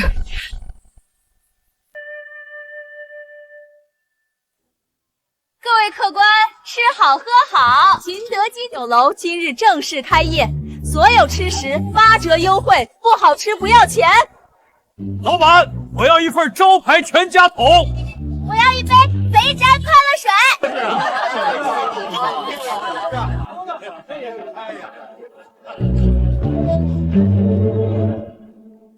王爷，果然如您所料，龙威将军府暗中派了人手当务增正，企图对裴家众人灭口。好在手下派去的人及时赶到，按行程推算，裴家众人今日便可抵达京城。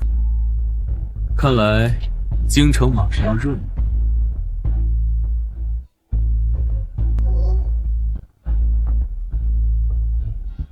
裴姐，怎么会和我梦中的女子长得一样？我的乖乖，这才一上午，流水就比微草堂3天的收入还多。娘，您先别忙着算账了，快看看谁来了。娘，老大、老二，还有我的好儿媳妇，你们怎么来了？娘，我们想你了呗。娘，你也太厉害了吧！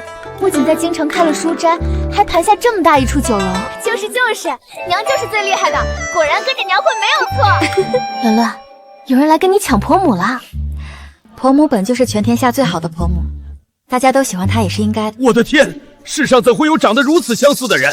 这位公子与龙威大将军简直像是一个模子里刻出来的。是啊，太像了。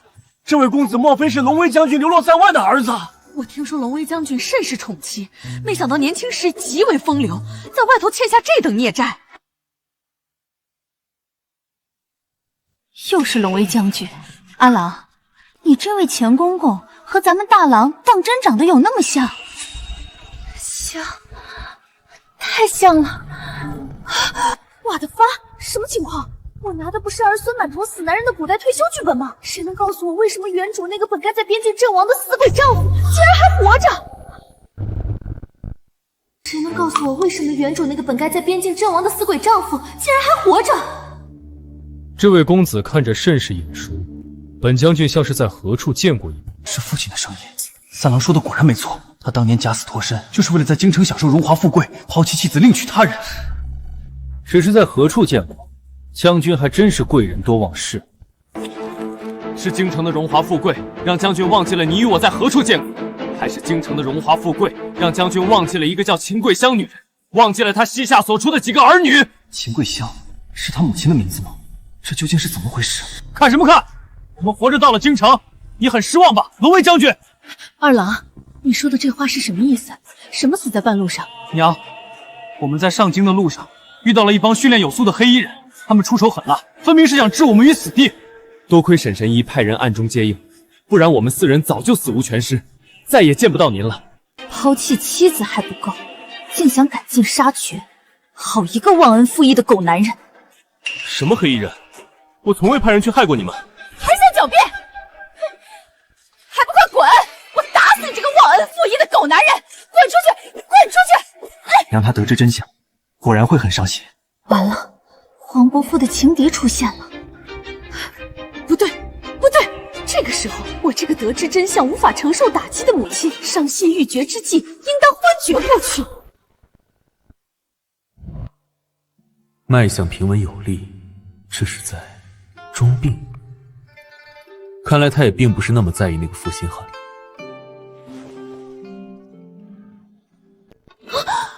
秦夫人没事了？没事了，没事了。我这是气怒攻心导致的晕厥，休息一会儿就好了。鸾鸾他们呢？都怪你！说什么差点死在半路上，敢这么忤逆不孝，惹娘生气，这日子没法过了。就是，明知道娘会伤心，还在娘面前提那个负心汉，你们爱滚哪儿滚哪儿去，我跟穗穗跟着娘过。都吵什么吵？一屋子讨债鬼，吵得你们娘脑门子嗡嗡的。娘，你醒了。三郎呢？怎么没见着他？婆母忘了，明日便是3年1度的会考，夫君已经前去应考了。差点忘了，裴书恒将在这次会考中拔得头筹，考中会员。这么好的机会，得借此机会多赚点钱。我想明白了，没必要为不相干的人生气，赚钱才是正道理。我打算在酒楼书斋开个庄，就赌你们3弟考中会员。娘，虽说咱3弟学问好，但各州府来京赶考的学子，学问好的可多了去。娘只押3弟赢，万一酒楼要赔钱咋办？是啊，娘，这会不会太冒险了？你个呆子，赚钱有那么重要吗？只要能让娘不再念着那个负心汉，开心就行。娘说的对，冒险一次也没什么大不了的，咱们相信3弟，他一定能考中。鸾鸾，你怎么看？我没意见。家中生意，鸾儿以为该由婆母主持大局。如此，此事就这么定下。不错，你猜的没错。经本王派去调查此事的暗卫汇报，龙威将军确实在10年前边境那场战役中身受重伤，失了忆。王伯父是从什么时候开始调查将军府之事的？早在得知你与秦夫人被传去京兆府问话之时，我便觉得此事蹊跷。看来黄夫妇对婆娘甚是怜惜。休要胡说。对了，本王的暗卫刚传来消息，赵芷怡去了宁香馆，约见谢国公。舅舅，他去找舅舅做什么？鸾儿，舅舅，你怎么在这儿啊？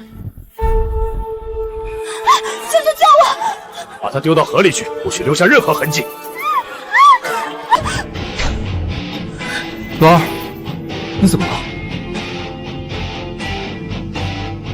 黄夫妇，鸾儿都想起来了。说什么？裴少见到了裴家人？裴家人回京途中遇到了高手相助，我派出去的人全都被拦下来了。废物，这点小事都办不好！表兄，求你救救我，绝不能让裴笑知道真相，不然他一定会杀了我的。慌什么？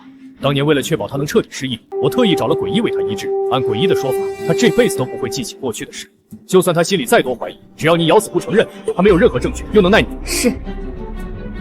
当年为了取得皇后的信任，稳固我们的权势，我亲手谋害了自己亲姐姐的女儿，付出了这么大的代价，绝不能半途而废。趁将军去秦歌德酒楼，夫人果然出府了，属下派人跟着，看她乔装打扮，进了平昌府的宁香馆。宁香馆，什么是真，什么是假？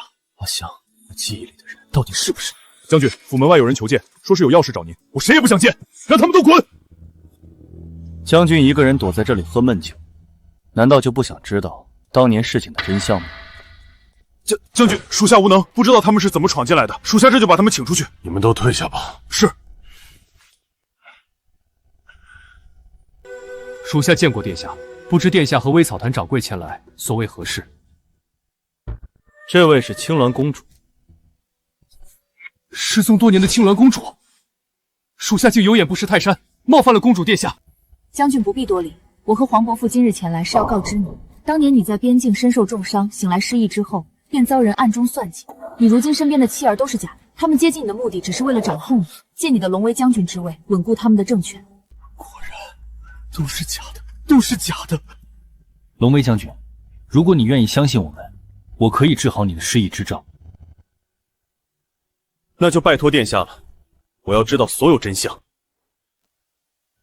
龙威将军彻底恢复记忆，黄福父就不怕婆母被人抢走？秦夫人眼光没那么差。鸾儿，你想清楚了，明日要亲自上朝堂作证。当然，婆母常说善恶终有报，我要亲手把那些作恶多端的坏人抓起来，还所有人一个公道。有事起奏，无事退朝。陛下，臣有本起奏。臣要状告，10年前，臣于西北边境身负重伤，昏迷不醒之际，替臣诊治的大夫故意施针致臣失忆，求陛下为我主持公道。你可知那大夫是何人？回陛下，当年替臣诊病的大夫是谢国公请来的。陛下明鉴。当年裴将军在西北重伤，臣身为监军，心急如焚，特意寻访名医为其诊治，绝非有意要害将军。裴将军此言实属冤枉。谢国公莫急，不如先听其把话说完，再做辩解不迟。是，多亏摄政王殿下医术高超，昨日臣已将前尘幼事全部记起。国公爷于家乡替臣接来的妻儿及幼子，真是臣的妻儿幼子，是何处找来冒充的？此其二。第三问，臣想知道谢国公府的人为何会与臣的妻子常年于背后有联系，且操纵指挥将军府？国公爷如此做，目的究竟为何？一派胡言！裴骁，你有证据吗？休要血口喷人！恢复记忆了又如何？当年为我办事的鬼医，早就被我暗中派人刺杀了，死无对证。皇上，臣冤枉啊！臣若要害龙威将军，当年不管他，他早死于西北战场中。至于臣派人去家乡接他的娘子及幼儿，有人冒充一事，是臣万万想不到的。那将军夫人与国公府的人常年有联系，你怎么解释？此事是臣派属下亲信去办的，那个属下竟与他夫人有牵扯，这些臣都不知情。臣恳请陛下查清此事，还臣清白。臣的姐姐自小教臣，做人要刚直不阿，心怀善念，臣岂会做出于背后操纵将军府之事？这着实冤枉。你没有脸提我的母后。没死，当年明明已经把他丢进河里了，怎么会还活着？鸾儿，朕的鸾儿！微臣见过公主殿下，公主殿下千岁千岁千千岁。这是青鸾公主。青鸾公主不是失踪多年了吗？如今突然出现，难道她的失踪也和谢国公有关？诸位大臣请起。父皇，儿臣今日前来是要揭穿谢国公的真面目。他不仅暗中操纵将军府，构陷谋害龙威将军，更是当年谋害儿臣、致儿臣失踪多年的真凶。不是这样的，鸾儿，你是不是记错了？我是你的亲舅舅，怎会谋害于你？亲舅舅，你也配？当年在京郊避暑山庄，就是你派暗卫将我掳走，扔进河里。谢国公，你好大的胆子！这在你史家不保，念在你姐姐的情分，对你百般纵容，竟如此狼子野心，还有何话可说？来人！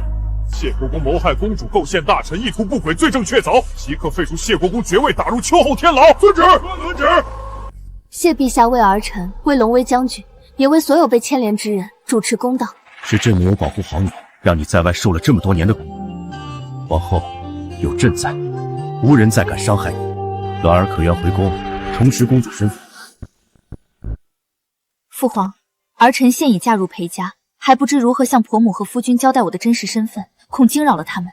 陛下，本王有个提议，不如等裴叔航考中功名之后，再正式公布栾儿的身份，一来不耽误裴叔航应考，二来也能给栾儿一点时间。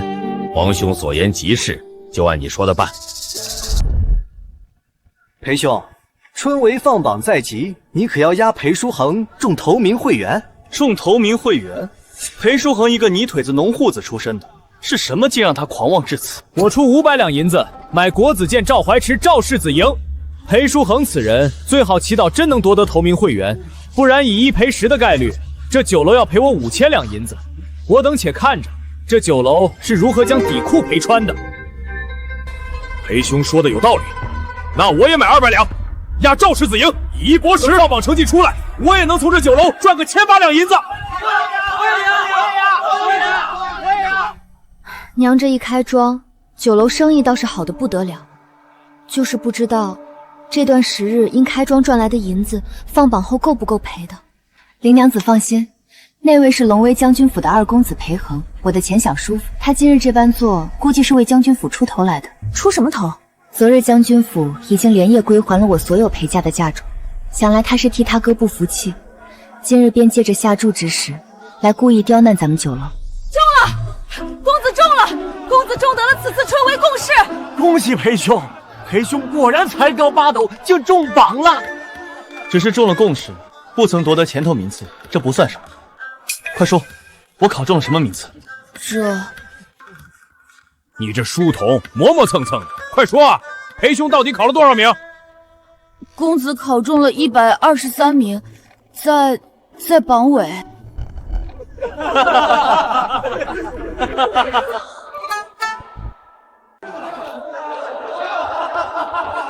你笑什么？别以为我不知道你在笑我。我告诉你，你也别得意，只要你没中头名会员，你们酒楼就得赔我们所有人下注的钱银，到时候看你们怎么收场。舒恒，裴恒如此行径，太欺辱人了。无妨，一切等放榜再说。若是放榜成绩出来，舒恒不能夺得名次，自是该受这等风言风语。定是谢公子，谢公子上京赶考，就住在隔壁的仙客来，定是谢公子得中头名，官差来报喜了。裴兄说的对，必是谢公子高中了。走，咱们去瞧热闹，去跟官差给谢公子庆贺。裴叔恒、裴学子可在？裴学子夺得此次春侯头名会员，我等奉官府之命前来报喜来喽！你说什么？真是裴叔恒夺得头名会员？不可能，绝对不可能！你谁啊？我等是来给裴叔恒、裴学子报喜的，你赶紧走，别耽误我们办事儿。裴学子在这儿。诸位官差大人，夺得头名的裴叔恒学子在此，恭喜裴公子，贺喜裴公子高中进士。裴恒可在？裴兄，瞧着像是御前禁军与大理寺来的官差，是不是将军府来给你撑腰的？在下裴恒，不知诸位找我何事？赵之仪与谢国公谋算龙威将军裴孝一案，因涉嫌假冒龙威将军之子，裴恒作为共犯，请随我们走一趟大理寺。什么意思？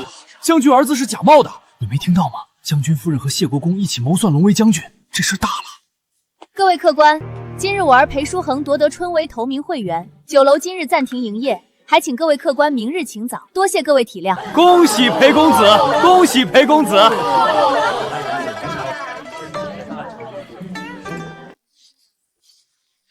阿郎，我去趟微草堂，将喜欢告诉大哥他们。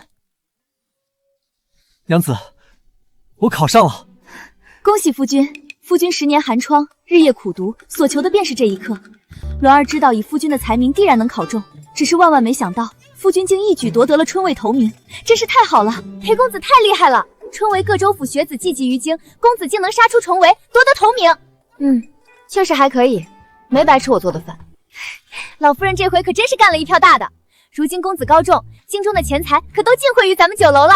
可惜，这么一大笔银子守不住的。如今京中多少权贵皇族都盯着咱们微草堂和酒楼，钱银来的容易，在某些人眼中，如同一头肥羊。老夫人说的对，是阿郎考虑不周。这笔钱银，我想分2部分来用，一是用来投入京城的试验田，从各个出海商家手中购得海外良种做研究，这是一部分钱银的样法。取之于民，用之于民。另一部分钱银用来建女子学堂，还有慈幼院。这个法子好。既然大家同意，那就这么办。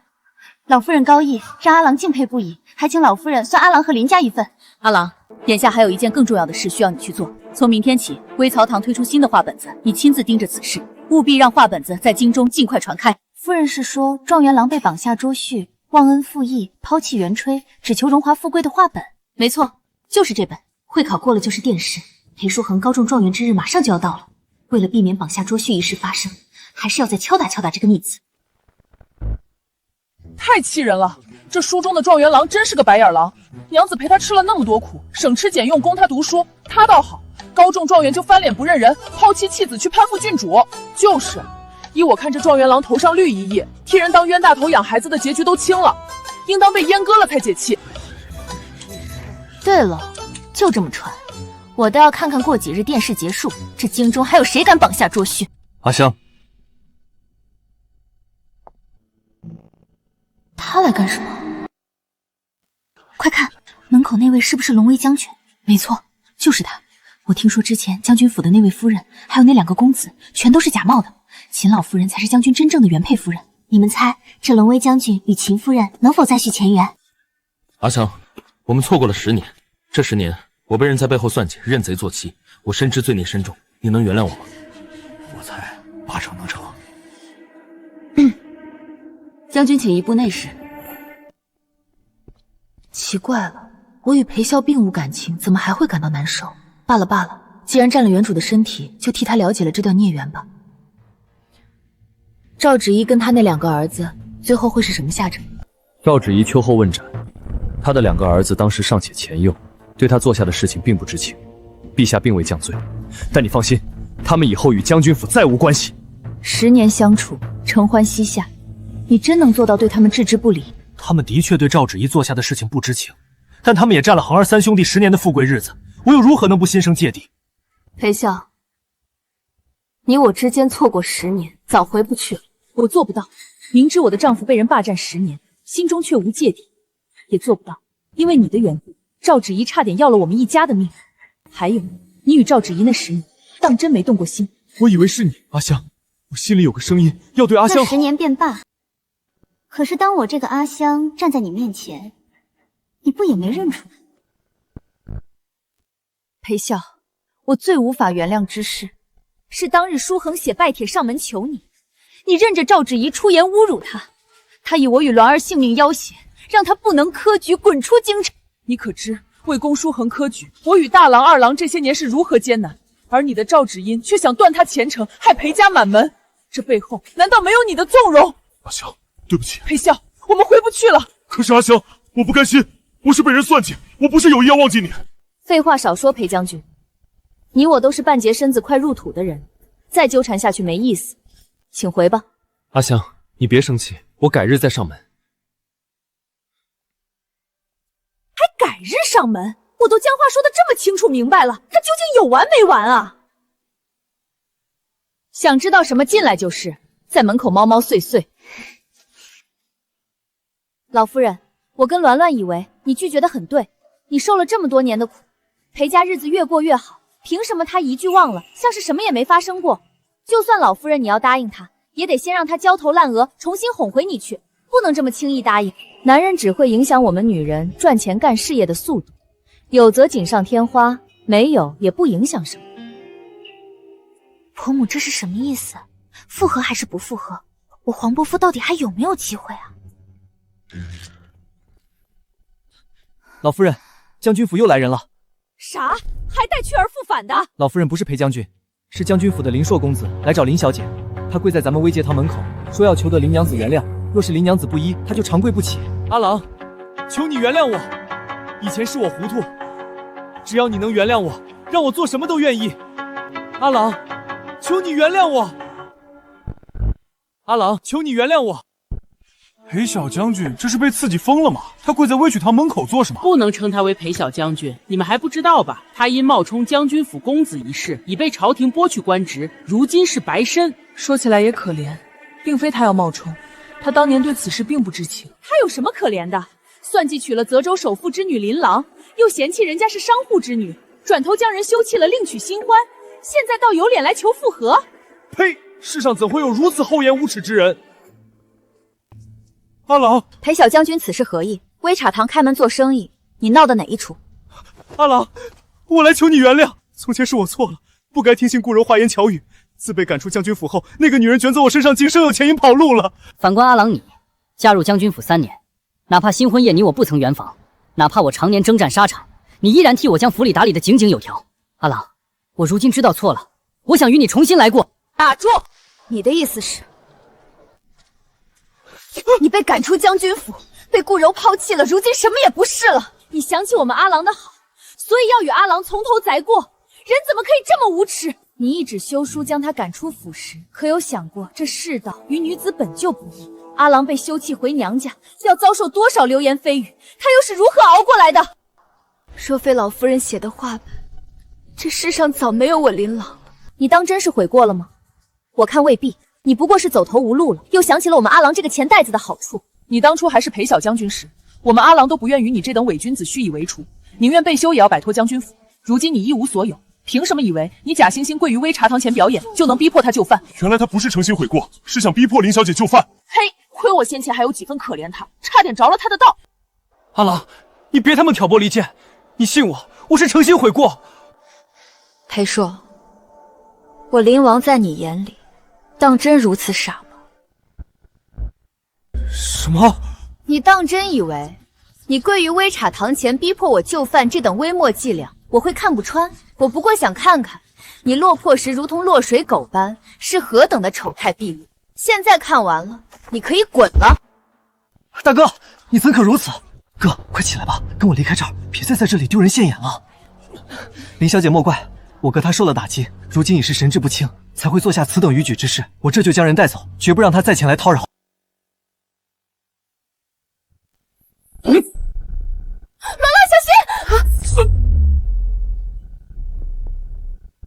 拿下他们！是，都是你们微茶堂出的那些破话本，毁了将军府，毁了我的一切，你们都该死！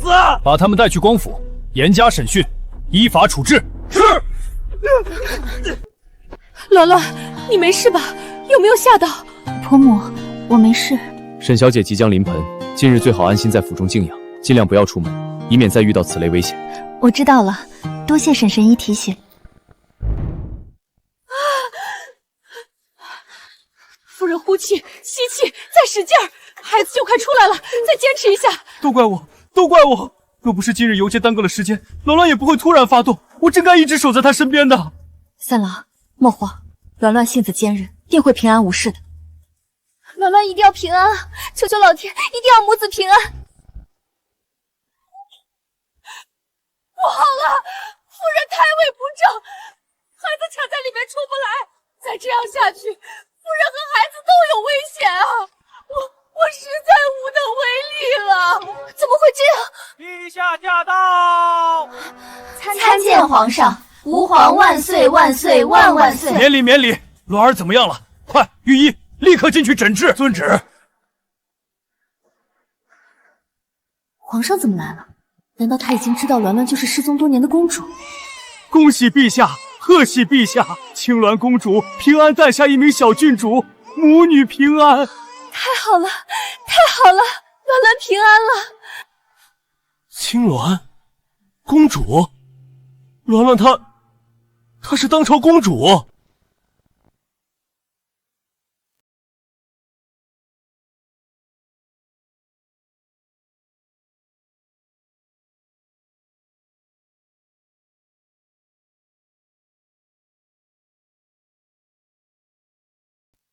这是什么情况？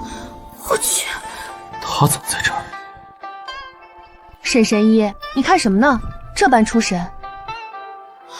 裴笑，来得正好。秦夫人。裴笑，阿香，今日殿试，你于此处值守，应是奉圣令维持秩序，保证应考学子安全，可是如此？正是如此。那好，有人要算计应考学子裴书恒，你管也不管？自然是要管的。阿香，是谁要算计书恒？长宁侯府赵敬书，他要算计书恒，绑下捉区。赵敬熙，他不是被长宁侯禁足了吗？怎还敢算计书恒？阿香放心，我定不会让他得逞。阿香，一会儿值守结束，让我送你回微草堂可好？不必了，裴将军。阿香与我同来的，裴将军不必费心。是。来了，快看，裴状元骑着马过来了。一会儿我扑过去抱住舒涵哥哥，言他夺了我的清白，你即刻上前帮忙将人拦住。等以后我做状元娘子，少不了你好处。小姐，这能行吗？裴学子已经娶亲了。废什么话！我就瞧中裴舒涵了，嫁入状元府做嫔妻也好。你若敢不听令行事，我就回府告诉父亲，是你撺掇我来绑架捉俏。是。舒涵哥哥，我来了！你可记得上京路上你与我春风一度？有人要对状元郎图谋不轨，拿刺客！刺客已落网，惊扰各位。荷儿看我了。娘，沈神医，皇上已钦点舒恒为金科状元。甚好。不好了，鸾鸾要生产了！这是什么情况？我去！他怎么在这儿？沈神医，你看什么呢？这般出神。裴笑来得正好。秦夫人。裴笑。阿香。今日殿试，你于此处值守，应是奉圣令维持秩序，保证应考学子安全，可是如此？正是如此。那好，有人要算计应考学子裴书恒，你管也不管？自然是要管的。阿香，是谁要算计书恒？长宁侯府赵敬书，他要算计书恒，绑下捉屈。赵敬熙，他不是被长宁侯禁足了吗？怎还敢算计书恒？阿香放心，我定不会让他得逞。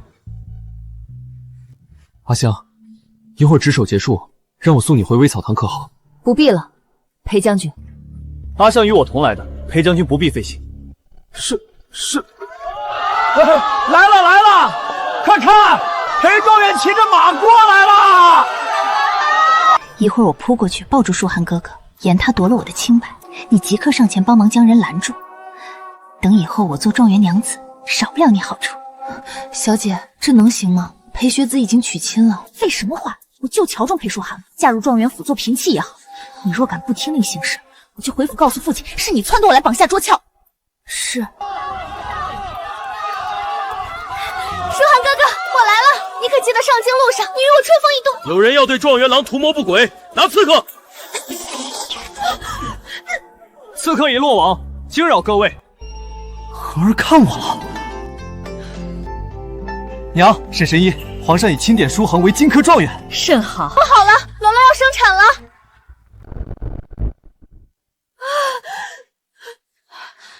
夫人呼气，吸气，再使劲儿，孩子就快出来了，再坚持一下。都怪我！若不是今日游街耽搁了时间，鸾鸾也不会突然发动。我真该一直守在他身边的。三郎，莫慌，鸾鸾性子坚韧，定会平安无事的。鸾鸾一定要平安啊！求求老天，一定要母子平安！不好了，夫人胎位不正，孩子卡在里面出不来，再这样下去，夫人和孩子都有危险啊！我实在无能为力了。怎么会这样？陛下驾到！参见皇上，吾皇万岁万岁万万岁！免礼。鸾儿怎么样了？快，御医立刻进去诊治。遵旨。皇上怎么来了？难道他已经知道鸾鸾就是失踪多年的公主？